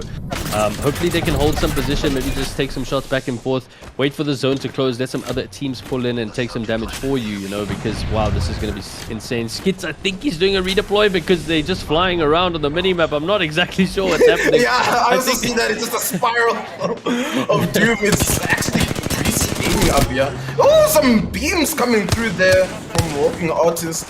They'll hold up this high ground as the zone starts to make this closure. And we're seeing a lot of action in the kill feed, Loki, but most of them it's actually just pings. No one's actually dying right now. We still have 8 squads, make that 7 as the team goes down. Goes to the Herd, still holding up this position. Those Psycho trying to peek around the corner. Nope goes down. They're gonna have to expend this dome to get this res in. It's Cheetah Boy. But I don't know if they can push into this one, DNMK, because of all of that gas that's around. SLX are also around the area. There are a lot of squads that are here. They really need to be careful. They will get knocked back up on his feet, but shots are flying through from every single direction. These are not those nice little buildings that you can hold up in comfortably, right? But there's angles everywhere. Vinco also want a bit of the action as they swoop on down over here. Cano pops the ulti, but no, they won't take up too much. There's 30 seconds until this next zone. It's about to get hectic. Yeah, I mean, DNMK is in such a good position. They are just on the outside. They're going to watch all these teams flood towards them and be able to pick and choose which ones they want. Look at that scan. There's about 6,000 people inside this building right now. And Vinco, again, still in a really good spot, but they have to get out this building. And they've got the C unit to get through. They've got Ghosted Herd to get through. And yeah, there's a lot of teams that they have to push through now. Ghosted Herd, again, just taking some shots up at the window. Knows that the team is there. There's 3 seconds left, Thendo. And the zone is about to start pushing in. This is where we see the teams get extremely close together. Pull out the ultis, pull out everything you have. And here's the team that we saw with great positioning. DNMK in a good spot. Bayaz hitting some really big shots, getting a knock onto Poncho, and he's going to take a lot of damage. He needs to get back and heal right now. Scans coming in. They do know where these 3 players are, but again, there's so many other teams to worry about as well. really good position. They got so much real estate here. Is going to be Ghost of Her jumping over around the edge over here, but the NMK close by. Bradley jumps over without the assistance of the rest. He's gonna have to swing back on in. Ghost of Her in a tough spot because of those little holes in the fence. The shots pop through. There's ultis flying down. There's still 6 squads up here. This is far from over from a lot of these teams. In this one, we see Vinko Gaming in the kill feed on top of that, but there's still a lot of high ground up there that they have to deal with. They squad shooting DMK in the back, but Vyaz is doing everything for his team to hold them down. Has to pop the dome because there's not much cover for them to work with because everyone is closing up on their position, and this might have to be a committal fight for DMK. They might have to jump into this one over here, or else they might just be bullied off of their position. Will this guy need yield for anything? It's Vyaz that has a little HP to work with, but he's still putting out so much damage up on the field. DNMK are doing everything they can to stay up, but it's not going to be enough. Cheetah's the only one up now. 4 squads are up. Where's the rest of them? Where's Ghosted Herd? I still see She-Unit inside here as well. It's going down as Cheetah tries to survive for as long as he can, and there's just action in front of him right now. Skids in the kill feed is taking down Misfortune. Ghosted Herd are the team that are looking that might cut this one up. They got this high ground. They're mowing everyone down. There's just 1 squad left. The ulti finishes it off. And that's going to be a Ghosted Herd finish. And we said, Cam, Ghosted Herd, you got to look out for them. This is a team that is dangerous. Calamitous, Nope, and Ghost Psycho. What a dub coming through. And I mean, that's a chaos of an end game, right? Especially for a ZA tournament. You don't usually see that many teams that are alive. It is competitive tonight, guys. This is EGL Apex, all right? The Platinum tier stage. It is powered by Evesports. It is sponsored by HP and Omen. I mean, Cam, wow. Game 2, wow.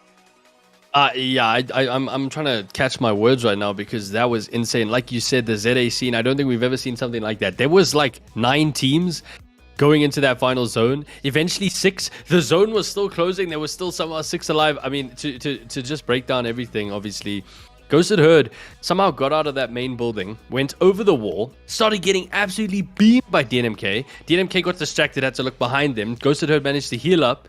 And as soon as they were distracted, they took the opportunity to jump over the wall, get the positioning onto the boxes, and then they just absolutely dominated from there, picking and choosing whoever was running in that they could get. Tyler, Cheetah Boy, doing a really good job to somehow port in between teams. He was running in circles for a bit, manages to get some cover, but again, not enough because the zone was pushing. And when you have 3 players against a few solos, it's just Ghosted Herd just deciding, we're picking off this one, we're picking off that one, we're picking off this one, and they did a really good job again. Their confidence coming off of that second game, they got 3rd place, they had a couple kill points, and then they do something like that, which is exactly what we're talking about. Not overconfident, but just enough to keep you going and to get you into the next game, and they did an absolutely crazy job. She-Unit also doing a really good job in that final zone. They stayed alive. I think they were also top 4. Vinko Gaming was there. I mean, yeah, what an end game. I don't know how do we break that down further. how do you break that down further, right? Because in zone 6 there's 7 squads that are all being sucked into the central position, right? And like you said, ultimately staying on the edge of that wall is the end game position that wins it all up. I mean, wow, I have to catch my breath. And what a better way to catch your breath, ladies and gentlemen, by entering a giveaway. Yes, you know, we love you here at the EGL Apex, and we got ourselves a 250 Rand Steam voucher for one lucky winner tonight. And please, ladies and gentlemen, only enter once or you will get in trouble. Actually, you don't get in trouble. You just get nullified from being able to win. So actually, if you do want to win, just type EGL Apex once and then just cross your fingers, all right? And we will be announcing that very soon. Just remember, the keyword is EGL Apex in the chat room. And I mean, yeah, the teams we wanted to perform, Cam, they pulled through, like DNMK, quiet game. They made it there. I think they got 2nd place, if I'm not mistaken. It might have been Cheetah Boy, the last one that was just watching the carnage unfold. And then Vinko made sure that they were inside that kill feed. But yeah, Ghosted Herd, I mean, what a squad, what a unit right now.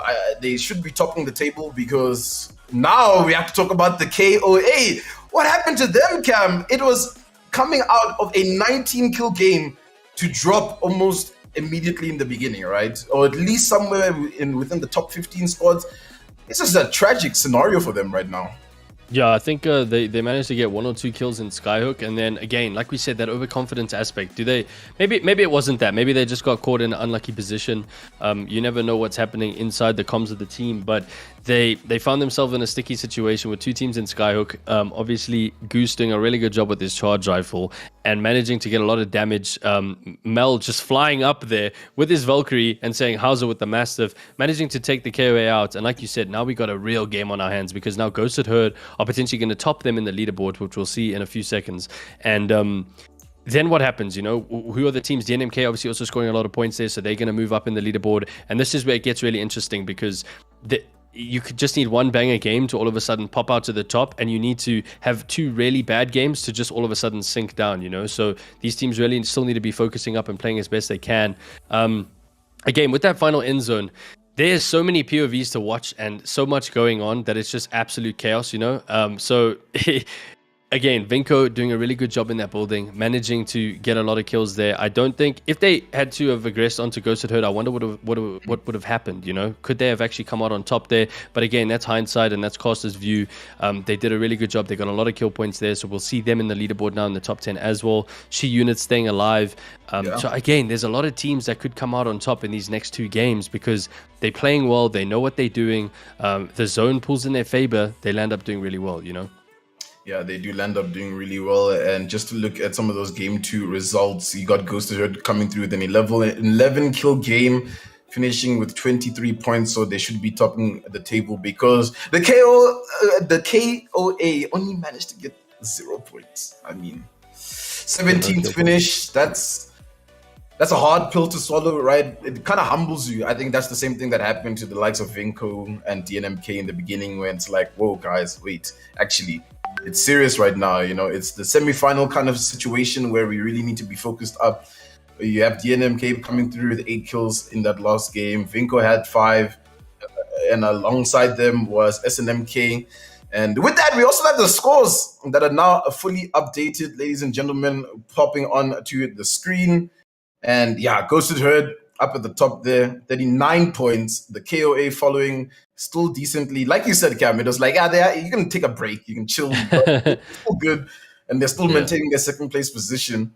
DNMK still quite a bit away, right, from the rest of these teams.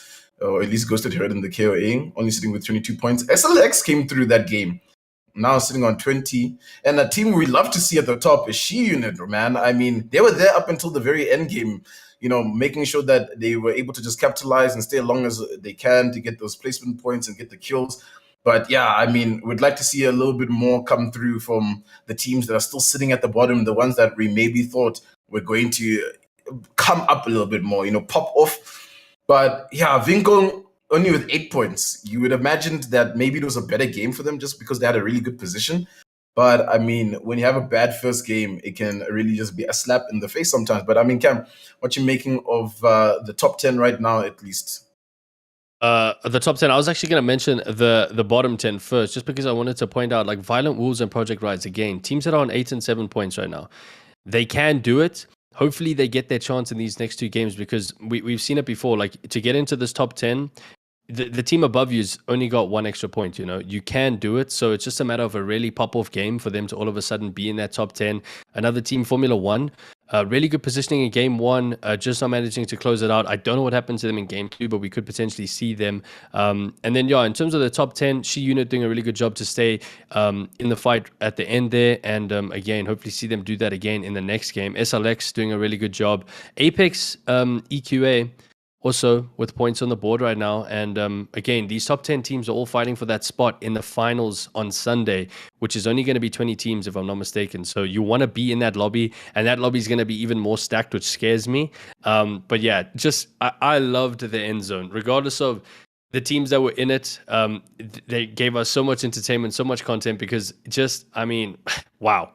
7 teams in that final zone. I can't even imagine. I wish we could have them all in one Discord, because you wouldn't be able to hear a thing. As a viewer, I just want people to understand how crazy the comms would be in those fights. And yeah, it really is next level insane. And I think to come out on top for Ghosted Herd must be absolutely crazy. The adrenaline is rushing, and they're definitely going to be confident going into their next game. Yeah, I love to see unsigned teams pop off. So, ladies and gentlemen, if you're watching right now, if you're a young org owner interested in the Apex Legends scene, as long as Gus is heard, stay together as a pack. Or yeah, a pack, a herd. Yeah, they're looking good right now to potentially be in championship Sunday alongside the KOA, another unsigned team. So you got to be looking at these kind of teams that are popping through. DNMK, of course, a signed team.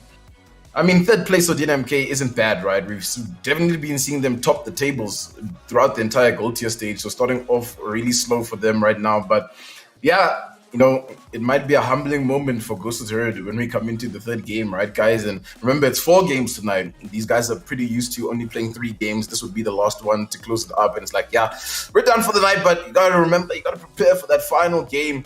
And Cam, after this halfway point, I always say that it's like, all right, the first game, we jabbing things out. You first trying to see where everyone's landing, what the rotations are looking like. And then when we pull into the second game, you have a better understanding of like what's going down. And now in the third game, if you've got a plan, it's the implementation time, right? It's time to be like, okay, we know what's going down in the lobby. We know this is what's going to work this time around.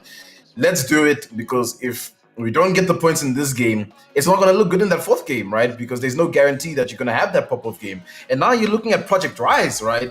A team that did so well in that gold tier stage, right? Like, what's going down? What is happening? Why is the team just faltering right now, leading into the platinum tier stage? Yeah, I honestly don't know. I mean, I think with these lobbies, it's extremely intense, and like for someone that like us, when we can see it from a caster's view, it's a lot easier to digest and break down. But as a player in those moments, it's like it's your POV only, and you got your teammates calling out to you, and the communication has to be extremely good for those end zone fights. You need to know who you're shooting at. You all need to be calling out the same legend to be as efficient as possible, if I can say it like that, because you want to be able to get a team down, shield swap, armor swap, whatever you want to do, and get onto the next team in those kind of fights. What are we portaling? What are we ulting? So again, for them, maybe they're just struggling to get their rhythm. And sometimes it takes a few games to get the kick, what you need. And they were doing a really good job in Skyhope, starting to heat up, taking down the KOA, the team that was first in the first game, so they are able to hang with them. It's just the matter of positioning and timing. So hopefully they can get their rotations down and start doing something. Again, Ascend Esports, hopefully they can also make a play now. Hopefully they don't have a disconnect again, and they can start getting some points on the board, because again, a group of talented players that really want to give this a shot. So hopefully they can make something happen this game. But now we are moving into the agent select screen, and Calder actually picking up a seer. Speaking of Ascend Esports, we haven't seen a seer. I don't know about overseas rank play. I don't know if we see Seer often, Thendo. I'm not sure. But yeah, man, people aren't picking the Seer. Seer's skill kit is just it's a good skill kit in terms of like getting information, but it's not as easy and practical as what Bloodhound has to offer, right? Yeah. Like if you're going to be looking for that kind of information, rather just play Bloodhound, because the scans are just a little bit more easier to get more out of, because of how wide the direction is compared to the little funnel that you get with the Seer. But I mean, hey, we've seen stranger compositions, so maybe the Seer might be the play coming into this one here, ladies and gentlemen. Don't forget, there is a giveaway running right now. If you're just tuning in here, it is the EGL 1 Platinum tier stage. We've moved past the gold. We're getting closer and closer to Championship Sunday, powered by Evesports, sponsored by HP and Omen. You got to type EGL Apex. No spaces to enter the giveaway. And let's get a glimpse at what the zone is looking like, Cam. Yeah, let's see what it does look like. Bottom left, now we've had it all over World's Edge tonight, haven't we? We've got bottom right, we had top right now in the previous game, and now we've got a bottom left zone. I don't know where this one pulls exactly. Are we going to see a harvester finish? I'm not 100% sure, but that could be pretty interesting. Again, teams landing in their pretty normal positions.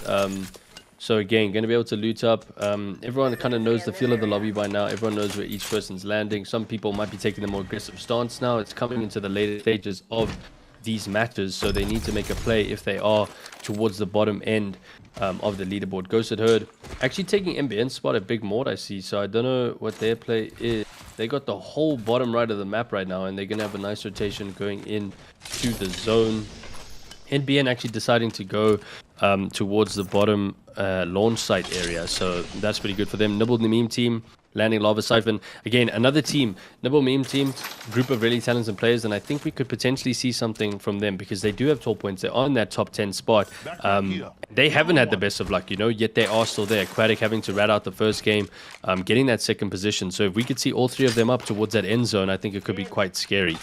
To be honest, a team landing Harvester, interesting. I don't know how much loot there is in Harvester. Maybe they just want to craft some flatties yeah, get moving. Again, not much in Fragment. Overlook again with Ascend Esports, so that's cool. And yeah, Apex EQA in the epicenter area. Looks like there is a team somewhere near them, or there is a team inside epicenter that they're going to be looking at soon. I don't know if they want to take that fight though. Will they take the fight? Indeed, that is the question. Will we start off with some action, or will it be a quiet game 3 here, ladies and gentlemen? And I'd like to highlight Ascend Esports especially, right? Ascend Esports coming into this one as a top 10 in the gold tier stage, Cam. And currently sitting bottom of the table with 0 points. Yes, we saw them have that disconnect in game 2, so it's like, yeah, what can you really do about that, right? But now we're questioning that first game, what happened as well. So this is going to have to be a big game from Ascend Esports. Formula 1 as well. They were close in that top, coming to that top 10, just finished below. And they have, what, 159 points. So they can definitely put some points on the board. They're just struggling it out right now in this kind of situation, only with 2. But yeah, I think all eyes are focused to the KOA, especially since it's a gifted zone for them. I mean, Cam, could you ask for anything better? No, not really. I mean, they're landing Thermal Station every time, and finally the zone has picked them, so they can really loot up. There's so much loot in that bottom left area. There's about 6 different houses. No, I lied. There's a lot more than 6 houses. And there's a crafting station. There's about 100 houses. They can loot as much as they want, and there's not a team in sight. There's no one that's going to be challenging them anytime soon. I don't know if they decide to rotate out of here. Now that the zone is on them, do they decide to get a good positioning? We did see a team on Wednesday night actually playing the top of Thermal Station, that area right at the top. Again, not a great spot because you find that normally dropping off there, you'll end up getting caught out by the teams at the bottom. So we'll see. We do notice Project Rise, big rotations from them. I find them moving a lot on the map. They are in the zone, yet they're still hunting. They landed staging, they've cleared out the whole area. They've just missed the team at Harvester, and now they're heading towards the bottom section of the map. So that's pretty interesting as well. Nibble Meme team also getting into this area where there's a team right in front of them and a team just behind the rocks. So are they looking at getting in some fights early on? I don't know. These teams did a really good job last match of managing to just stay kind of away from each other. And like we said, like we had so many teams towards that end zone. So that's kind of what the teams are doing. They need to play for points in these late games. But now, as I've said that, Formula 1 taking some charge rifle shots. I hope it's not Goose on the other end of that, because then you're going to have a shaved head, my friend. Some big shots coming down from no one yet. A giddy dome going. Oh, okay. Redeploy. That's probably a good idea. Formula 1 deciding to get out of charge. They don't want to be fighting this right now. I think that's DNMK probably rotating from Lava Fisher. So, yeah, they don't want to be fighting that. Let's go. DNMK. Wingman shots. Nothing to scream about from Vyas.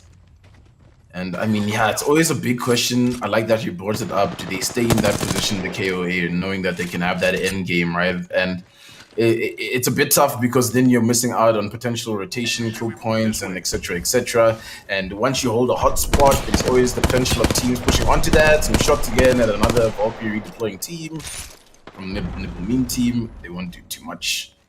And I mean, yeah, everyone's just trying to make this rotation. The teams on the north side of the map have a real long way to go. This way. The bottom there, we can see Project Rise actually getting into a fight right now. Yeah. Daddy Cool's actually popping his ult amid ability because they are fighting the NBN. I don't know if the NBNs didn't decide to pop off, but they did actually take some shots and there was some grenades flying. I mean, if an ult was used, surely they were close enough. And it looks like the team is just on the outside. And this team going to decide to actually be deployed from the situation. Again, just a get out of jail free card every single time. NBN rotating. Do they know that they're going to be rotating into another team, though? That is the question. I wonder. And redeploying has just become so scary in Apex Legends because everybody's looking at the sky nowadays to make sure Nibble Meme team, they're getting themselves in a tough situation. One shot down on top of them, can they see the player? They don't even know who's who right now in this situation. And they're just trying to get a bit of solace. And it's the KOA, and you would not want to see them go down right now. And they don't see over here, it's Lone trying to throw off stars, but doubling the little bit. And the KOA taking up a lot of damage. EXO needs to be careful to not get knocked.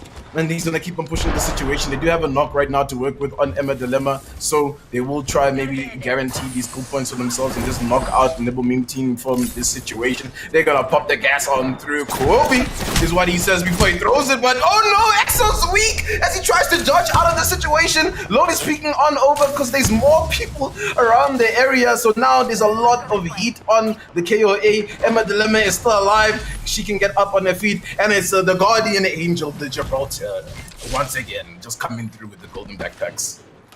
Yeah, I mean, again, that bubble is just so prevalent, right? I mean, the meta is just, it's definitely set itself in, especially over the last 3 weeks of watching these games. Gibby and Valkyrie are just so powerful right now. Like you said, the redeploys, everyone's looking at the sky, but at the same time, you always have that ability to drop a bubble and res your teammate or get some cover, you know. It's just so important. It seems like a lot of teams are rotating early here. It looks like we have a lot of action in and around Thermal Station. As I say, that Grease Gaming getting himself in a fight to another team, but not too many points on the board yet, so want to pick up some kills now. I think they're just outside Lava Siphon. They are fighting with Drip Apex. Ice Cream gonna hit a bat in the open here just because he can, and then potentially rotate out from here. Nice 30-30 shots coming in from Brady. And Lucas with the Sentinel, can he follow up with a nice Senti shot, which could lead to the down? 30-30 is always one of those weapons where you wonder, are we going to see some action from it? And when it pops off, definitely. It does a lot of damage. It's the rich man's wingman, as I like to say, you know? Like, just the wingman that went to private school and pulled out. You know what I'm saying? Nibble Meme team are good. They're vibing right now, you know. All that pressure that they were absorbing earlier, they managed to just hold off. And they even got the player back up on the feet here, Emma. Project Rise in a huge fighter tree again. Oh no, it's against freaking Ghost of the Herd as well. That's just and this unfortunate. is going to be crazy because Daddy pulled the last one left alive in that situation, and they do go down. 18 squads left. They got pushed by Ghosted Herd, and that's some KP for Ghosted Herd and Project Rise. Oh no, that's not good for them. They really needed a top tier game in game 3. Hopefully they can sit down now and just like recoup a bit, you know, have a chat, and hopefully figure it out next game. Formula 1 again, and another redeploy. All 3 of them on here. Going to be heading towards Thermal Station. Where do they decide to go though? That's the question. They're actually going to go for this top spot. Oh, there's gas though! Is there someone up here? Okay, it's safe apparently. Kind of odd that a team would leave gas there and not, you know. I guess now that there's gas up there, you know that there's a team there. It's actually kind of like a 5-head play, you know. You get up there, you throw a gas, and if you hear it go down later, it's like, ah, guys, gotta watch out. There's a team up there, NBN, holding down this donut building just on the outskirts here of the thermal station. What a team just hugging the very edge out there where those little compound buildings are. Ghosted Herd will be pulling in soon from the tree with no one in front of them right now. And they'll be chilling. DNMK still making some runs. Yeah, I mean, Ascend Esports also getting into a fight to the top right. They're getting pushed out by the zone now, and they need to make a play. But the team on the other side doesn't look like they're letting them. I'm not sure why. And there's also a team in Fragment, which is absolutely insane. Oh, Vinko no. Gaming it is actually. It's going to be fighting Ascend. Do Ascend go left and Vinko go right. Guys, it's fine. Just let each other recoup now. I don't know if they're going to let them though. Once you get the knock, surely they push onto this, but instead they're just going to keep punching Cano for the moment, getting him into a safe spot. But it looks like Calder is going to decide to push on in with the boys from Ascend. They haven't actually fully committed. They get the knock. It's very strange that they don't fully commit there. Speaking of the Seer, actually, I wanted to mention when you said it. Oh, there we go. Nice redeploy coming in from them at least. The Seer used to be good right at the beginning, Thendo. I don't know if you remember when he was able to cancel your heal. Do you remember that? It was the day he dropped. We were both trying to play at the same time because you could see people by just putting your hands in the air like you were high-fiving, and then on top of that you could just shoot a bolt and all of a sudden stop people from healing. And I think that's when it was really, really good. But now that he doesn't have that ability anymore, I don't think he's obviously as meta. Yeah, it was pretty OP. I remember him making a couple of rounds inside pro play as well. I think that's when they saw that, like, nah, it's not it's not really gonna work out. You know, I think in terms of just the pacing of Apex Legends, it pretty much speeds up the pacing when you can cancel abilities. Well, not abilities, healing, but we're gonna have to calm down for a little bit over here as NBN in a tough fight. The massive shot in the flash through from Blake, but he's missing most of them, and the Caustic's still up, does get the down. Eventually, it's Nye and Blake that are up that really need to make sure that they can survive against the squad, and I believe that's Ghost to the Herd popping on through and just dominating that position. And I mean, Ghost to the Herd have looked like an absolute unit. They do have a man down and still want to bring back up on their feet. And I mean, the rest is going to be really tough to get. So maybe this might not be looking like a back-to-back win for them. We'll just have to wait and see. Still, a lot of teams are still up here, Cam. We have 17 squads up. I mean, there's still a lot of fighting that needs to go down. Next zone is confirmed. I think that top area is still in the end zone, and you won't believe it, but Nibble mean to Stop! The charge rifle. Every time I see it in action, it's just sucking the life out of me, bro. Oh my goodness. Yeah, well, let's keep an eye on this. And I was just going to mention that Nibble meme team and KOA are still in the exact same buildings opposite each other, just having a death stare right now at each other. But DNMK wanting to get into a bit of a fight here. Not much damage on the board here, so I don't think too many engagements, but we do have a Spitfire in hand. Bradley with the charge rifle looking extremely deadly, and they're choosing to rotate in a bit late, try and catch these teams off guard that are on the outsides, still rotating in. And again, these two teams happy in their houses right now, just chilling. I think that Ghost Herd managed to recoup Formula 1, chilling on the top area. They know that they got zone for another 2 times, so they are safe, and they're just going to keep picking away at the Ghosted Herd. Ooh, that All-Star. That's alright. You can get away from that. Oh, someone still gets hit by that. I don't know. That sucks.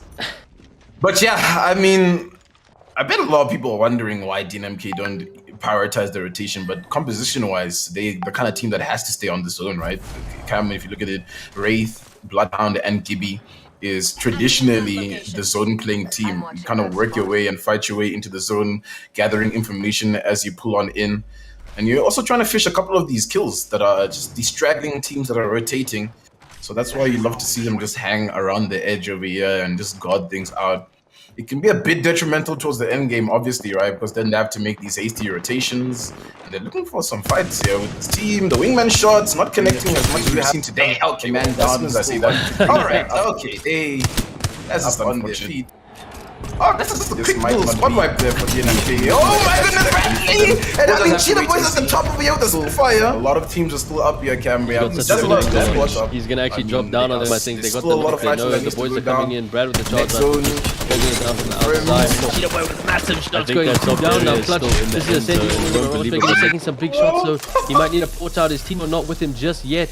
They're going to drop down as well. Now they need to be careful of the zone, but like you said, they can afford to play this area for now until this other team pulls up, so they need to finish that one out. I don't know if they did finish off Ascend Esports just yet. They're deciding to actually just pull out of that fight. The zone is coming. Rather just let those teams either regen or die to zone while they quickly get up on top, because they do have a good position, because Apex EQA is the one on the other side of the bridge. But oh my goodness, that Loba is taking a lot of shots, and the Ash port is coming up.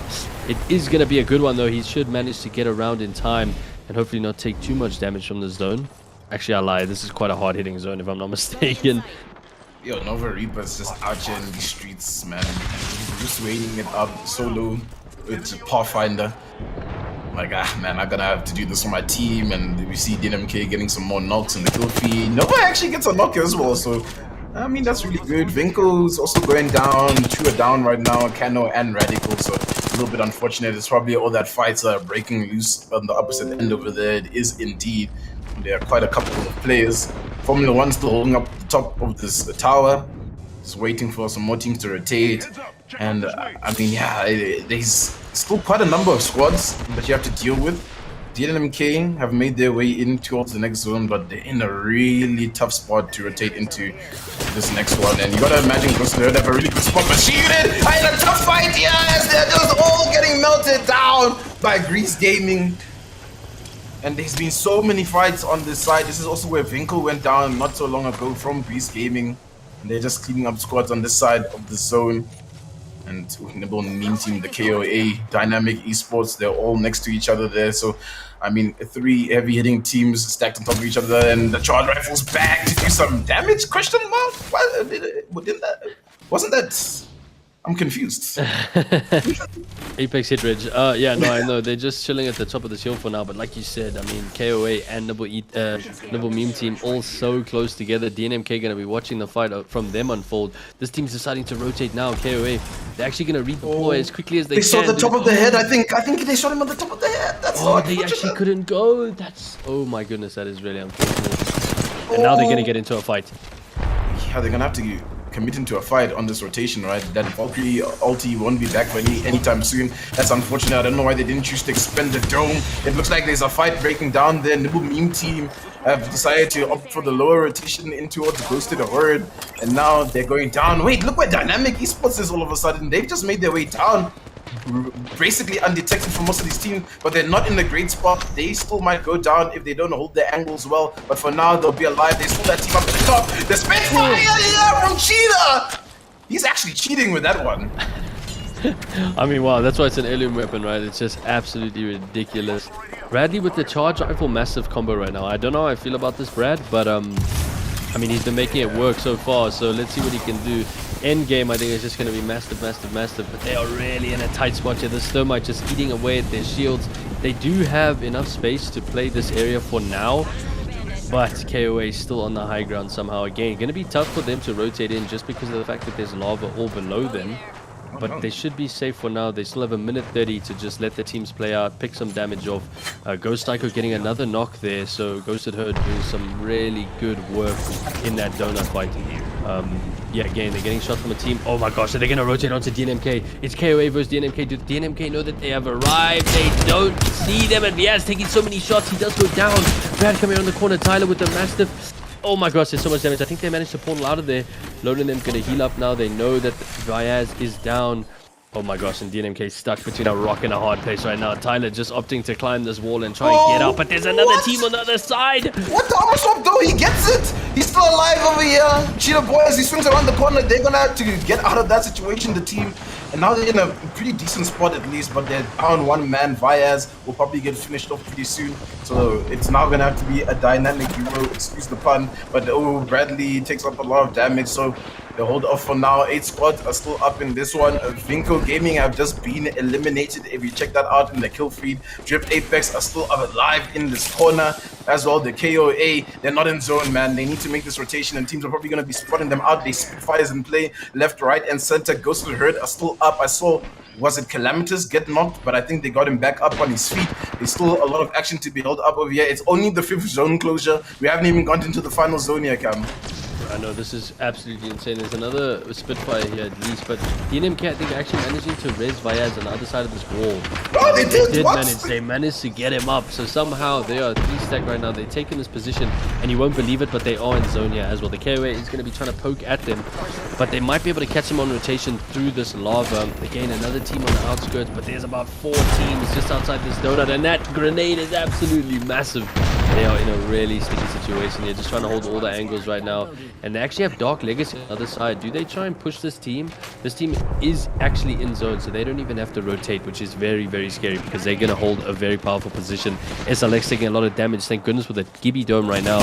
Coming out, flatline shots coming down from Skits. I don't even know if he has any heals left because he has absolutely no armor, and the Gibby ult's coming down. This dome is not going to last long enough. Is SLX going to get stuck in a really tricky situation? The zone is pushing that team in massive Arcstar. Another Gibby ult coming out. How many Gibbies are there? There's so many Gibbies, right? He's a top pick, and swooping around the corner over here is SLX, but they're just in a world of hurt. Everybody sees them. They're starting to go down. They're still 8 squads up, though. They haven't been eliminated just yet. Look at where the KOA are. They're stuck in between those, but the player's stuck on the boxes. Nope, it's like, oh man, what did I do to myself? He goes down. They're down the player now. They still a fight on the edge over here that's going down. They're just trying everything. The caustic gas is really good in this situation, but they're just trying to pull on out. But they are holding their ground here. The KOA, the kill feed is also lighting up with a couple of knocks. But Ghosted Herd is still up. They're still holding the top of this high ground. They still have some good position to work with. Formula 1 are still in this one as well, Cam. The zone was about to close in. Yeah, I mean, wow, this is... Oh my goodness, Dark Legacy probably in the best spot right now. They've got a really good position, whereas Ghosted Herd and the rest of these teams all stuck. Please don't go through that zone. Please, you're going to get stuck on those boxes. Viaz finishing up a kill there on EXO. So EXO, the KOA are also a man down now. They're going to be in a 2v2 situation against Ghosted Herd inside the donut. But look at how the zone pulls. It pulls just next to the donut. DNMK are actually finding themselves in a really good spot here. There's actually going to be a port being made by Tyler. He's heading towards, I have no idea where, but I think it's just a little port. He's trying to get off angle. Is absolutely insane, but he needs to actually take a back for now. But as soon as the zone starts pulling in, they have a lot of mobility between these two areas, a lot of real estate to work with. They do get scanned from inside the building, and the KOA are going to have a lot of work to do here. But can they clutch out their second game? Massive beams coming in from Lone. It's all up to Lone and Radioactive right now with the high ground. Yeah, they have the high ground. Vyas is in the kill feed, getting some knocks, and the KOA are just not in a great spot. You can see them right now, and you can see exactly why DNMK had to move from that position. What a great pull from them to try hold the edge over here. The shots are flying through from Vyas. He has to pop the dome now because they don't really have cover to work with. There's full force squads up, but the wingman is not stopping from this man. He sees you. He will shoot you at this moment. DNMK is still a full complement up, but there's still a lot of full squads in this situation. There's a 3 squads up. They just try and hold up this final end game fight. The shots again coming through from Vyas, but DNMK just holding up for a second. It's only one up at the top. It's just going to be one member from Dark Legacy, but they're down from the count. It's DNMK who are up, who are coming to swoop in to get this kill, and they do it. There's 2 on the opposite side. The PK shots here. Vyas is on fire. Dynamic Esports close it up. And finally, they get their win. Am I right? They just needed those 2 games to warm up. My goodness, what a teleport from them. That Wraith portal was absolutely crucial in that final fight, managing to get them out of the line of fire behind the box, managing to finish off the KOA, and the rest of the teams all fighting each other, putting themselves in the best position to win there. Again, not as many teams in the final zone, but still so much action to break down after this game. But a massive GG to DNMK for closing that one out and finally winning a game this evening, because obviously that's their first one. Yeah, I mean, we just a momentum, right? Just managing to slowly but surely climb it up, and eventually take that win that they needed with, I think, quite a fair amount of kill points. So we should be seeing them move up on the leaderboard. I mean, exhilarating game, and we just had crazy end games the entire night here, Cam. I mean, again, we had about 7 squads coming into that one. They're all trying to fight for a little bit of room and space. And I said it, that portal, a little bit of an off angle. At first I thought maybe he was just going to be just Cheetah Boy in that angle, just trying to scope up, do as much damage as he can as he tries to come back to, you know, that under donut position. But they saw that they were going to be pushed out too early. They needed to have that space to work with, and everyone was just focused in front of DNMK, and they just came through and swooped it up. You got to give kudos to Dark Legacy surviving as that solo up at the top there. I mean, lost it for a while, but wow, man, what a game. And that's what you get with thermal endings. It can be really hectic like that, right? As teams just have to fight for a little bit of space because there's not much to work with. You have the couple buildings here and there. You know, they have the walls. But if you don't have the Gibbies, I mean, if you didn't have a Gibby in that end game, Cam, what do you even do? Like, what is the play if you don't have Gibby in that end game, honestly, man? That's exactly what happens to Dark Legacy. You know, they put themselves in a weird but really good position on top of that pipeline. But again, the Valkyrie and the Caustic, and just there's no cover up there. There's no cover anywhere in that final zone. So they basically, if they had a give in that situation, maybe a different outcome, but doing a really good job. Also, Formula 1 managing to stay alive for quite a long time. I don't know where Ghosted Herd landed up after one of their players getting stuck in the box there, which was so unfortunate. I think they were in they were 2 man on top of the donut, and I think they eventually got picked off by one of the teams on the opposite side. But again, it looked like a lot of kills coming through, a lot of action from all the teams. So I think the leaderboards could be shaken up quite a bit after that game. Obviously, we'll see that in a few minutes. But yeah, what do we do now? Like, now we've had 3 different winners. We have 1 game left. We have 3 teams on the cusp. They are just outside the top 10, and they need a really big game. So is this is their moment to shine? Sorry, I'm not even going to ask. It is their moment to shine. They have to do something now. But the 3 highlight teams definitely doing what they came to do tonight by winning these 3 different games. Guys, the scores are getting updated. And obviously we get to see them get updated live on this side, and I have to spoil this right now, Cam, because it's gonna make this final game hot. DNMK coming out with 15 kills that one, finishing first place, and are currently looking to be tied for first place with Ghosted Herd, who only managed to walk away with 10 points that game, right? Tied 49 points for first right now. Wow. So yeah, I mean, this is when the tours go. This is like the perfect final game scenario in a series like this, right? Where it's like you had the one team that was starting off really strong, goes to her, that have just been consistent the whole day, and then you have like the likes of DNMK started off really badly, but they just kept the grit up and they just made sure they came back game after game to eventually close up the dub. And now look at the position they find themselves in, right? The KOA, they couldn't even manage to put double digits on the board that last game, currently sitting at only 39. And it's because of that second game that they had, Cam. It's so crucial to make sure that you can close up at least into a top 5 position, because those points, they're so precious. Yeah, it's about to be hot. Agreed. But yeah, I mean, I guess that's where it comes down to consistency, you know? Like these teams that are playing at pro level, that do compete in LGS and all these tournaments, like it all comes down to consistency. You and your squad need to be playing together extremely well every single time in order to perform, you know, and to get those points that you need. It can't be one crazy game, one no game, one medium game. It needs to be consistent. Obviously, it's very difficult to do that. I'm not saying I know how to do that, but as a team that's all going to be competing at this level and for that amount of cash, you need to be performing. You need to be getting into that top 5, top 6 position every single time just to confirm yourself some placement points. That's regardless of your KP. And yeah, I mean, it's going to be an absolute banger of a final. But as I say that, the scoreboard is ready, so we can actually take a look and all of you can see where the teams are sitting at right now. Thendo, what else do you think of the bottom 10? How do we see these teams get into the top? What is going to happen? You're gonna have to pop through the game like either Ghosts or the DMK. Honestly, that's the only way you can really try pull yourself back into this one. And there you can see, guys, as I said, 49-49.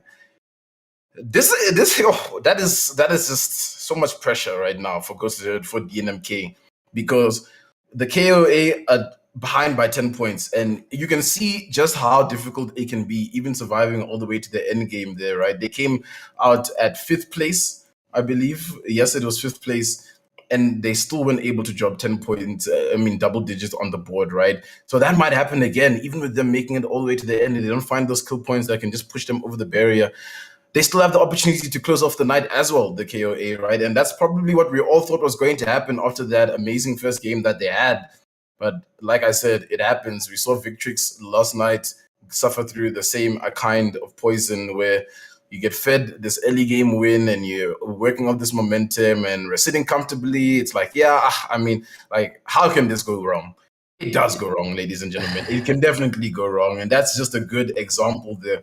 But I mean, yeah, just rounding off the top 5 there, Cam. Yeah, well, I wanted to say, like, I mean, I think we definitely need to highlight Grease Gaming, Formula One, and Dark Legacy Gaming, because I mean, and also all these teams in the top 10 are actually really close. 12, 13, 14, 15, 16. It's pretty close between the 5th and the 10th position is literally 6 points. I mean, that is something where a team that is 10th can easily pull up into the top 5 just by having a banger game, you know? And I think any of these teams can do that. We just saw that from Grease, managing to stay alive so late in the game, managing to get some kill points and some placement.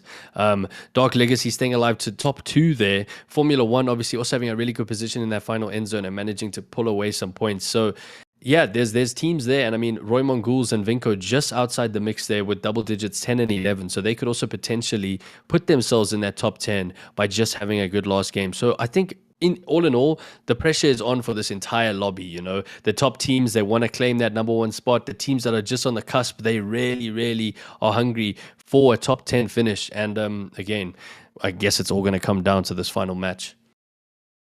Indeed, it will come down to this final match. We've got the teams in the lobby. We are getting ready here, ladies and gentlemen. It is the EGL 1 Platinum tier stage right now.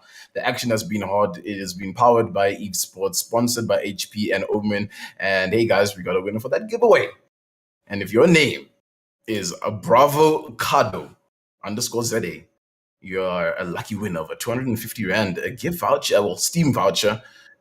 And just make sure you're in the chat room so we can see you and you can receive that nice and lovely little gift. And we're loading in for the character select here. And I mean, all eyes right now on the top 3, Cam. Goes to the DNMK, the KOA. maybe a cheeky SLX as well, just so we can have that fourth POV, like, hey, what is SLX doing, because they can walk away with, like, a second place finish here, and that could be quite nice for them. I mean, it'd have to be a crazy game, but we've seen crazy games tonight. It can definitely happen. Yeah, and I mean, in terms of the momentum and the confidence, this is only the first stage of this Platinum Series. They're still going to go and fight a whole bunch of other teams tomorrow. So when we come back for more action tomorrow, do these teams go home tonight being upset, being defeated, and having to pull themselves out and come back hot tomorrow? Or do they not manage to, and do they just let all the anarchy between them just destroy their teamwork and cause them to not place tomorrow and not get into the finals? That could be something we see. So we definitely need these teams to just try and get some momentum in this last game, finish on a high. Even if you've been struggling the whole game, all three of these games, and you come out on top on the last one, trust me, you're still going to feel good. You can pull some positives out, and you can at least go in to tomorrow feeling good for your next set of matches. And here we see the champ squad. I think that's wrong. But yeah, anyway, my apologies. I was about to say... They often a quick little pub, got a dub, and like... that was really quick as well. GG's Waxy, man. Wow, you are absolutely insane if you did that. But yeah. They lost it to the lobby, man, Yeah. All right. So let's see what happens. Final game of the evening, guys. This is going to be an insane finish. Just to give you guys a little rundown on what's going to happen tomorrow, as the teams are dropping down, right? We're going to have round 2 and 3 starting off tomorrow on the 2nd of April, guys. Yes, it's April 1st, but there have been no drugs tonight, that is for sure. It's just been action. We're going to start off with Group A versus B, Group C versus D, right? With the second round fixtures, and then moving on to the third round fixtures, it'll be Group D versus B and C versus A to round off the day. It'll be a long one of Apex tomorrow. Make sure you're following the channel over here. You don't want to miss out, but right now we don't want to miss out on this fight with Violent Wolves. You are fighting already. This is insane. Oh my! He didn't even get a chance to shoot the gun, man. Oh no. Yeah, this is the KOA. I mean, this team decided to drop on the KOA, taking thermal station. KOA has been here the whole time, so they are not going to be happy with this. Oh my goodness gracious me, XO. All right. Yeah, that's a good night for Baboon. I think he's definitely going to go sleep after this. And just some complimentary crouches. That means GG well played. And KOA basically saying, do not land on our territory. Wow, this zone has been so kind to us, Thendo. We got a bottom right. We got a top right. We got a bottom left. And guess what? Yeah. We're getting a top left. So we've literally seen every single corner of the map. This is going to be a lava fish. This is finally... This is the DNMK end zone. Yes, this is scripted. It's scripted, I'm telling you. This is pulling towards lava fisher, exactly where DNMK are. Again, Project Rise, landing, staging their normal spot. Please, guys, don't rotate. Stay in your zone. They're going to scan this. They're going to know where it is, and they can take some position. I think that's all they need to do in this situation. Oh, my goodness. And Nibble Meme Team finding all the shields on the map right now. They got some purples and some blues. This is looking really good. Again, landing Lava Siphon every single time. Roy Mongols just on the outside. They are 11th place right now. And they definitely want to see themselves finish off in the top 10. So they're going to have to do some work in this final lobby. Some work indeed will be done in this final lobby. And we are starting at 12 p.m. tomorrow, ladies and gentlemen, if you are just wondering after all that information I just dropped on you. 12, we'll have action pretty much the whole day. Cam's going to be on board, I believe, with Ez, right? Yes. And then I'll be on with Cinder, and I'm not Cinder Snare, no. Cinder Snare, they kind of sound the same. Yeah, no, they do that. Yeah, and it's quiet for this fourth game. Somewhat quiet. There's already been a team that gone down, but I mean, what do you do when you can test the KOA? Like, you're going to go down. You got to know that they're there. Yeah, no, exactly. I mean, after all this time, you definitely know that they're there. So I don't think that was necessarily the smartest play. Violent Wolves as well, like they were they were playing really well on Wednesday night. Definitely one of the highlight teams. They're just outside the top 10. I think maybe their play was, we don't have enough kill points. Let's just go in attack mode. We need to try and get some kills. And they obviously just picked the wrong team to land on, which is obviously unfortunate. I see MSMK finally have all three players in the lobby, which is great. So maybe we'll see something come out from them. SLX again, just outside the top 3. They'd like a podium finish as well, I'm pretty sure. We see some charge rifles. What is up with this charge rifle shotgun? Is this like meta? I'm so confused. I've seen 2 players now running. It actually is low-key meta, right? So often what you'll see, especially in pro leagues, is that you'll give the charge rifle to the Gibby player. Obviously, with the armor shield, you can absorb a little bit more damage, farming those Evo shields up for the team, basically, right? And then towards the end game, find a box, swap out to a better weapon, just making sure to have that mastiff, because bubble fights are... okay. The bow check, it's bow check season, apparently. Read that, man, honestly. That's just unfortunate. But yeah, just finishing up on the point, the Gibby will do the charging up of the shields work, right? And just making sure that they have that shotgun in case for those close quarter fights in those bubbles. And yeah, mostly towards the end game will they swap out to something a little bit more practical. Okay, yeah, that makes a lot of sense. I mean, obviously they're going to farm damage in terms of the shields, so they can all have good shields at the end. I didn't think about it like that. That's really cool. I mean, that's really cool tips that like people that are watching don't necessarily know, and I mean, now they do. But having said that, what we do know is that there is 3 teams at the top here all fighting it out. We see Bradley actually getting a knock somewhere. And Waxy Man is the last left alive here for Dark Legacy, doing a really good job last game, and unfortunately... Dude, there's no ways they clear that, right? There's no ways. There's no ways. But his forehead is sticking through the box. This is going to be unfortunate. The Caustic's goggles may actually catch him off guard. Yeah, I really, really hope they don't see his beautiful forehead and give it a kiss with the R301. But these 2 teams are actually too busy occupied. They're too busy fighting each other, and hopefully he can recover his teammates' banners once these 2 teams are finished fighting. Oh my gosh, here is another boat. Ah! What? Hello? Oh no. What is this boat check action, dude? I didn't sign up for the Olympics, you know, and the archery pulls through. Damn, man. I mean, yeah, this fight over here for Sparrows is looking to be good, especially with all that damage that's flying through. They can capitalize on the loot that's close by. And yeah, I just don't want the Caustic to go down there. Waxman, please. I hope you're fine. Waxy's gone. Out of that one. Like, get out of here. Vinko is close by. We gotta be, aware of that. What will Vinko be doing once they hear a couple of shots in that vicinity? Greece Gaming making their way in towards the zone right now. And I mean, Greece in the top 5 right now, Cam. So for them, they really just want to make sure that they can collect as many points as they can over here and make sure that they come into tomorrow with a nice little footing.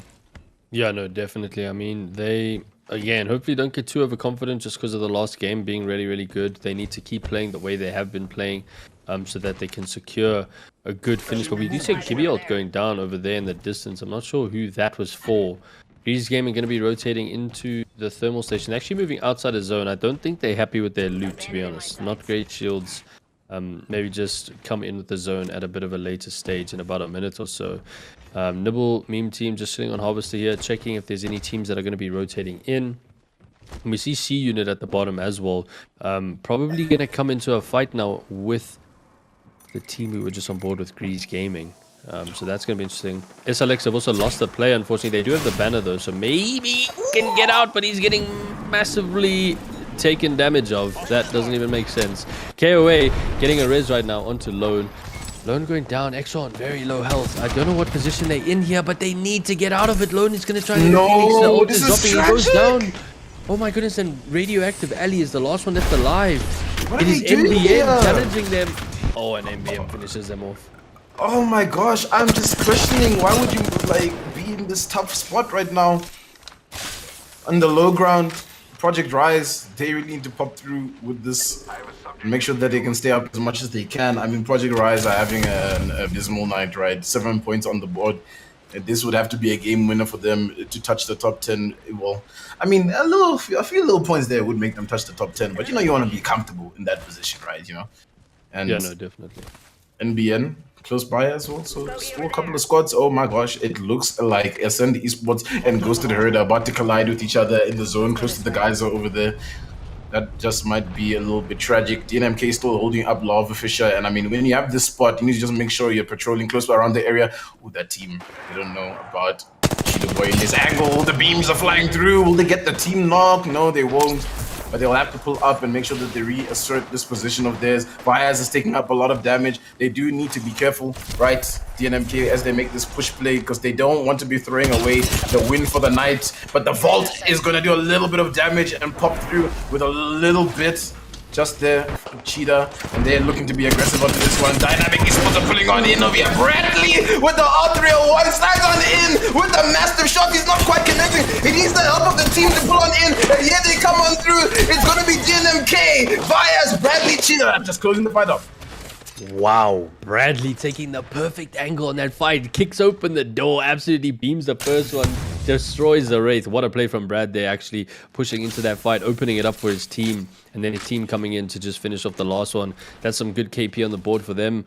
Again, She Unit also rotating in behind MBN here, if I'm not mistaken, and they're probably going to get into a fight, so they need to be very, very wary of that. Yeah, I don't know if they are still behind there.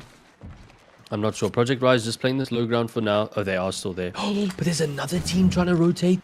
Everybody is rotating around the back here. We got Grease Gaming, we have She Unit, we have Nibble Meme Team. They're all on the other side of this big mountain, and they need to decide. Okay, so She Unit have set up a trap here. They're ready for a rotation. They've predicted Grease Gaming. Never mind. Grease Gaming is probably going to do the good old redeploy. And that's going to be the play for them. No, it's Question not. mark? Are they redeploying? I don't know what they're doing. They've wasted the bubble now, so you would think, yeah, no, they're not going to.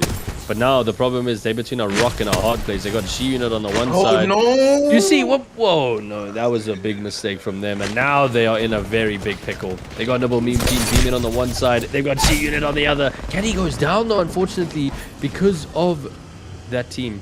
And they hopefully can get the rest. Hopefully they do have the bubble at least to stop the damage. Sam's just going to get out in time. And they're just going to try to rotate out of this one. Yeah, and Grease Gaming on a push up on this, but he's gassing around this area. Walking on just needs to be careful. But it's the devotion that is trying to mow down this damage. It does a lot, but won't find the knock just yet. They're still up on the opposite side of their She Unit. They need to make sure they can stay up, but they're only working as a two-man right now, and they're just pulling away from this fight. They're like, nah, we can't have any of this. We need to just run. But actually, it's just Daniela Brew that is up. And maybe not for long. Oh, unlucky for them. Yeah. They got caught on such a populated rotation there. I mean, geez, there was about 4 teams trying to rotate around that side. Again, Rise got a pretty good spot here. But the biggest but is that it's on the low ground, you know? Like, this is... It's a very difficult spot to fight from. Some cracks coming in from Neo. No knocks yet, though. Only 13 squads alive, so quite a few teams have actually been knocked out already, heading into this next zone. Teams flying in. Nibble Meme Team gonna state their claim here, get some real estate on the top of the mountain, right on the edge of the zone, and they do see that the zone is actually pulling towards them. They're on the very low side. Ooh, big shot from Emma Dilemma. Nice sentinel shot. Yeah, it's sniper season, man. It's gonna hit the gas there. At least that'll be activated. Nibble Meme Team just trying to hold the edge of zone over here and try to guard their way in towards the rest of these teams. They do have to be careful, right? There is a couple of squads close by that could really look to third party in this position. But yeah, 13 squad up. The lobby is going down a little bit faster, right? In this game compared to the last few. And I mean, imaginably so, right? If you're a team that needs kill points, you have to look for them. You need to run around. Oh no, Vias. He's weak. They're pulling out of this one, DNMK. They do not want to go down right now. They're trying to get back into a good position, but actually they now have the high ground over this team. From the distance, Bradley is beaming down, who I can only believe is Project Rise, who we've seen in that position for most of this game. And Cheetah just looking for these off angles. But yeah, they can see that zone is not going to be next to the lava fissure. It's going to be quite open-ended here, Cam. Yeah, I mean, I wasn't actually expecting this end zone at all. I mean, there's literally a bridge and 1 rock, I think. And this is, I mean, DNMK in a good position up there. I really hope that they don't drop down any further. They need to stay up top. But Project Rise, I don't know how. Walking Artist somehow trying to walk out of this one. But he's going to have to... Still alive, noise! He just makes it out. Maybe he can hit a bat on the other side and he should be okay. But yeah, I mean, Project Rise is going to have such a tough rotation out of this area. Formula 1 also down here. So, yeah, this is heavily contested right now. They're both holding aside. There's canisters of gas for days. Literally, very cool, taking some 30-30 shots right now. Do they choose to aggress onto this team? I don't know. I mean, you don't want to aggress too much because we've seen them do that and then not be able to finish up the fight because of a third party. Daddy Cool actually gets a knock onto Nice Streams. And Mel gets one onto Blake and they confirm the kill. That's a really good knock onto NBN for them. NBM only going to have one player standing right now, if I'm not mistaken. Yeah, and you really wouldn't have expected NBN to have a night like this, right, Cam? They were such a strong team in that top 10 with 227 points in that gold tier stage, and they just have not found anything tonight, man. They were sitting on, 9 points leading into this one. Maybe they secured a few extra placement points to finish on double digits, but yeah, not a good night for them. But a team that is looking to turn things around is definitely Project Rise. I just want to mention, how iconic is it that Daddy Cool is playing the Gas Daddy, right? Like, okay, sorry, I'm done. Oh man, you can always trust Daddy Cool to play something fun and memey with his name. But yeah, Ghosted Herd still here, still alive. They do have Nibble Meme Team just behind them. But again, they haven't seen much action yet. Only about one team that they've had to deal with so far. And again, we got to remember, guys, Ghosted Herd and DNMK both on the same amount of points on the leaderboard right now. So it all comes down to who wins this game, basically. Well, as well as kill points, obviously, to see who will claim that #1 spot. But they got a good position here. They seem to be happy with this train card, and they can play this area for quite a while until the next zone. So they should be good. Apex, EQA, been a bit of a quiet night for them. They do have a few kill points in this game so far. Did they manage to find Walking Artist? I'm not sure. He was in and around this area somewhere. Now they're getting beamed from DNMK from the top. This is also, again, a very tough spot to play because of the low ground. Roy Mongol is also still in this. Going to be taking some shots with the charge rifle. Oh my goodness. And we just see at the top right there, Calder as well with a Kraber in hand. He's taken out one of the members of the Ghosted Herd. That means Ghosted Herd are in a 2v3 situation against Ascend Esports that have obviously landed in the landside area. They have already got Nop up, which is crazy to see. I mean, you just bubble and res immediately. They have 2 ults in hand here, and this could be a really big fight for Ascend Esports. Yeah, that's why Gibby is such a must-pick character in these kind of situations. And as it stands right now, DNMK is winning the lobby. They have 8 kills already, Cam. Imagine. I just had to check that out, and Ghosted Herd could kill up a few people here, but oh no, it's just stumbling the back completely right there with those grenades in the hand, and now they're just dropping down into a tougher situation. Calamitous is taking up a lot of damage, but managed to get the armor swap and just down to 1 member of Ascend Esports, so you can breathe a little bit if you're a Ghosted Herd fan, and especially since they're catching up to that distance that DNMK is set, right? We no longer have to worry about the KOA, who have been eliminated already, right? So early on, they won't even be in contention. So it is really DNMK versus Ghosted Herd. Who will get more kills? Who will survive the longest? Will one of them win the game? We don't know just yet, but here's Vinko with a charge rifle. It's just terrible. It's just tragic. It's the Charger rifle, and that's all we've been speaking about the last 2 days, and you can see why everybody's picking it up. I think my jaw hit the ground. I'm just gonna go pick it up quickly. Kano with some huge shots with that charge rifle. My goodness, charge rifle in hand, alternator there as well. They got a pretty decent spot here just on the edge of Lava Fisher, but they are going to have to move pretty soon. And you know, on the other end of that, it is DNMK, and DNMK did not look like they want to give them a break. Oh no, Daddy Cool going down here in Project Rise. It looks like Mel has managed to take out Ruben though. It is a 2v1 situation if I'm not mistaken. Massive shots coming out from Mel with the Scorpio 1. Does he manage to knock him? He does. And that's a huge play for Mel. He needs to try and get a battle here. This Dome cannot take him down. Falcon is going to manage to port in and somehow get his team out of this so that he can go for the res quickly. But again, I mean, that Wraith also is so crucial. This is an exact example. Daddy Cool and the boys, I don't know if they have that. They might have to just pick him up and redeploy immediately because I don't know how many are alive. I also just saw Walking Artist take out Neo. Walking Artist is the solo rat from the 1 team. He manages to get a kill. Oh, it looks like Ghosted Herd starting to kill the distance with all these kills that they're picking up on these people's rotations as they're trying to make their way up. But look, Kraber in the hands of none other than Calamitous. And Calamitous is spotting on DNMK. They hit a shot onto Vias, if I'm not mistaken there. So they're gonna have to be careful in this area. You won't want to peek that. This is a real game-changing weapon right now for Ghosted Herd. They could really clutch things up. but there's still so many squads to fight. Goes Psycho taking up a little bit of damage. And yeah, I mean, they're not in a bad spot. They have to climb up over this ridge and they'll see a lot of teams that are fighting out over there. And the shots are just flying in from Nope. We still see Project Rise in the kill feed. They're now taking down the likes of Vinco Gaming. It's Project Rise versus Vinco, and it's looking like Project Rise comes up on top. Vinco's down, we're down to 6. Well, somehow they managed. Oh my gosh, and that's a massive nade coming in from Nope. He's actually going to decide to aggress onto this. He wants this extra KP. He's going to start hitting an ultimate accelerant mid-fight. First we saw him fighting with a grenade in hand, but now he doesn't need a grenade. He needs an R301, and he manages to take out Scatter. And there is still another team on the other side. They're going to try and heal up really quickly. Nibble meme team here as well. Valkyrie in the corner. Emma playing with the food a bit, and I think they eventually managed to chase out Clutchy. There's too many C's. I don't know what's happening. And now we've got one member left on Apex EQA. The NMK is still alive. Got so much real estate to work with on top of this hill. I still don't know where Project Rise are. Do we have a top 5 or Project Rise here still somehow managing to stay alive? It looks like they went down in the madness as we dropped down. Unfortunately. That is really unfortunate for them. And Vyaz finishing up Apex EAE. And now there's 4 squads left. Bradley with this R301 is just doing so much damage. About to pull up on 2k damage right now. Because it's costed her as well. That's just taking the fire of DNMK. And DNMK are looking so good to close up tonight from this position that they're in. Cheetah Boy is going to have to pull out, taking up a lot of damage now. They do have to be careful.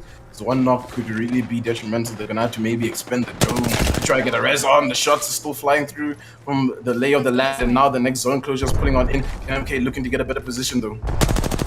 Tyler again, just putting himself in such a good position. He's always rotating around and getting the flank on these players. They never know where they're getting shot from because he's just in such a good spot again. Just doing so much damage. He's on 2,500 right now. Can he drop a 4K? This is absolutely insane. This R301. Oh my gosh. Doing so much damage. He's absolutely doing work on this team right now, but the Gibby bubble is popped. There is an ult in hand for Vyaz, and it slowly starts to calm down. I think just before we hit this end zone, the calm before the storm.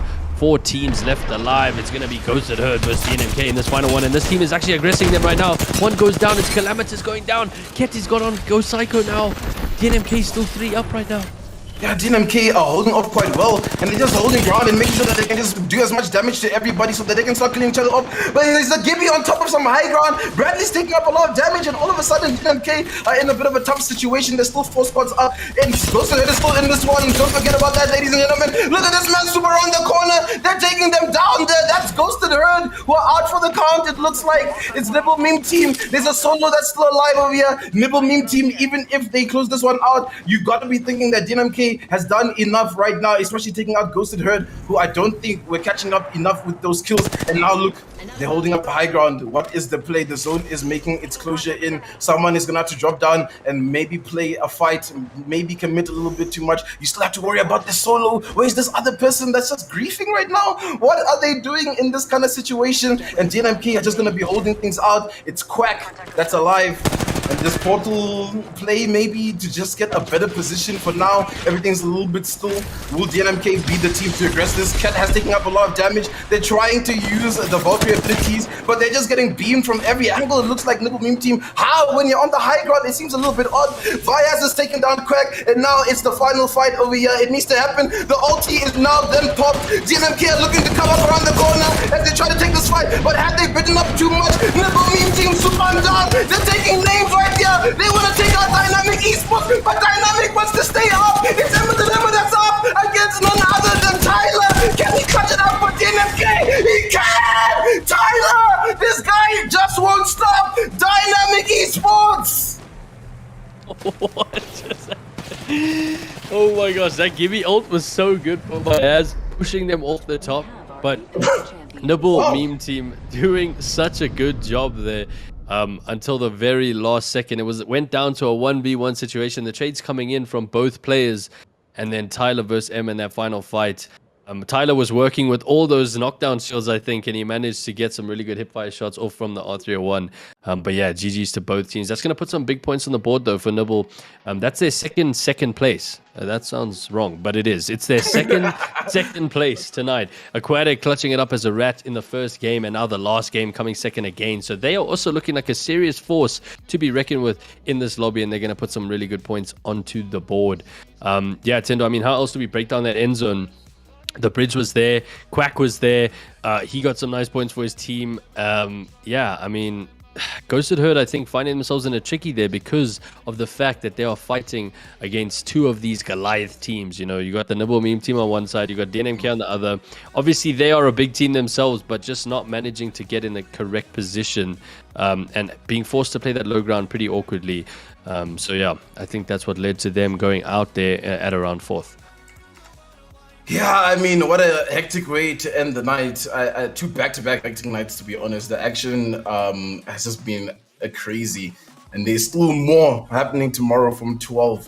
We're just going to wait to get the final scores and show the final leaderboard here, ladies and gentlemen. But I mean, it's to no surprise. I mean, DNMK probably walked away with the win tonight. But I mean, what a turnaround for DNMK, Cam. We have to speak about that, right? Because they started off really down. They went out extremely early, and if I'm not mistaken, just getting a glimpse over here, they went out 13th in that first game, right?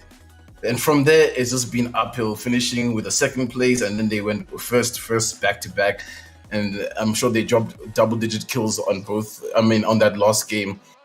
I mean, what do you walk away with as a bottom 10 team after that one tonight? I mean, there were many opportunities that I felt that specific teams were just making these awkward rotations and not finding their way into the zone and just getting caught out. I think Ghosted Herd, a perfect example of that, right? Ghosted Herd had a really good option there where they were, right? Because they either push on top where DNMK is and take that fight and basically have the end game position to win it, where we see DNMK are, or they take those fights down there and just make sure they clear up everybody fast enough that they won't need to worry too much on those fights. They go for the low ground option, and ultimately it cost their win tonight, but no doubt they'll finish in second place, I'm sure. I mean, yeah, man, how do you just break down these teams that just struggle on their rotations? I don't know.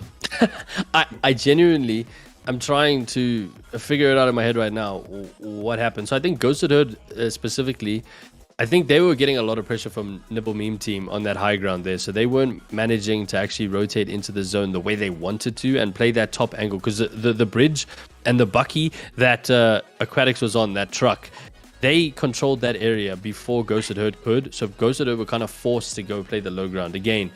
And then obviously getting pushed by DNMK as well as the Nibble Meme team shooting at them from above. You're just in a really tricky situation and you can't get out of it. But to take away from tonight, I mean, yeah, it's still all to play for. I mean, the scores are there, but they are still quite close. I mean, the mid teams between the 3 and the 4s and the 5s and the 6 we saw are pretty decent, you know? So, I definitely think we should check out the leaderboard now, though, and see exactly what is happening so we can break it down a little bit more.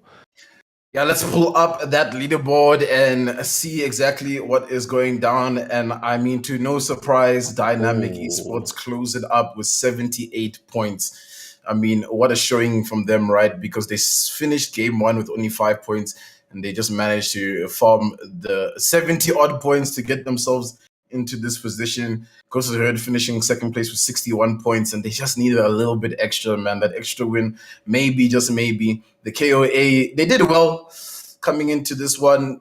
Man, they fell off a little bit in the middle stage of these games. They brought it back a little bit in game 3, and then the 4th game, just, man, they just went downhill for them. I mean, Formula 1? Hello, guys? We're not talking about them. They're in the top 4 along with Nibble Meme team. So I'm sure there'll be maybe a little bit of tie breaking happening over there. We'll just have to find out with the admin. But SLX not following too far behind in technically 5th place, I guess, or 4th. Actually, what do you say that? Yeah, no, they tied 4th. Formula 1 and Nibble Meme team definitely tied 4th. So SLX coming in 5th there. Project Rise finding themselves in the top 10 after that game, which is absolutely huge. Yeah, as well as G-Unit. She Unit going out early, but still managing to get into the top 10, which is great. So these top 10 teams really looking to show their grind in the next game as well. I mean, Ghosted Herd, again, regardless of the fact that they came second, 61 points is still a lot on the board. You know, it's still enough for that match point, and they have showed us that they can definitely finish out a game, and they can control a lobby in the game too that they did win. The KOA. First game, 31 points, and only finishing off the 4 with 43 is probably going to be a little bit concerning for them, in my opinion, just because they're going to have a look at what went wrong. You know, how do you start off with 31 and then all of a sudden you only end on 43? You know, there needs to be some discussion there, because 12 points across 12 points, 3 games, like that shouldn't be happening. So yeah, but Nibble Meme team also pulling it out. And then the teams that we wanted to see, Violet Wolves, unfortunately, obviously going down early last game, and Ascend Esports only managing to finish off with 5 points there, unfortunately. So yeah, again, these teams in the bottom 10. We'll have to go into tomorrow, hopefully with a positive attitude, and just trying to pull it back, because there's still a lot of games to be played tomorrow. Yeah, there's definitely a lot of games to be played tomorrow. There's still a lot of games just in general, right? Because there's still Sunday with all of the action, right, guys? We're starting at 12 p.m. tomorrow. Don't forget it. You're going to have Cam and Ez to start you off there with Group A versus Group B. Myself and Snare will filter in towards the second half of the day for the round 3 games, with starting off with Group D versus B. Obviously, there's some games in between all of that action. This has been the EGL 1 Platinum tier stage. It is definitely heating up over here, and the people that are making it hot is none other than Evesports, who are powering this entire event, sponsored by HP and Omen. Make sure you are following the Evesports channels all over to keep up to date with what is going down. My name is Thendoplays. Today, Camceej has joined me, and what a powerhouse of the production team have this weird name now. It was Camdo or something like that. And Camdo is signing out tonight, guys. I hope you guys enjoy your Friday evening. Yes, guys.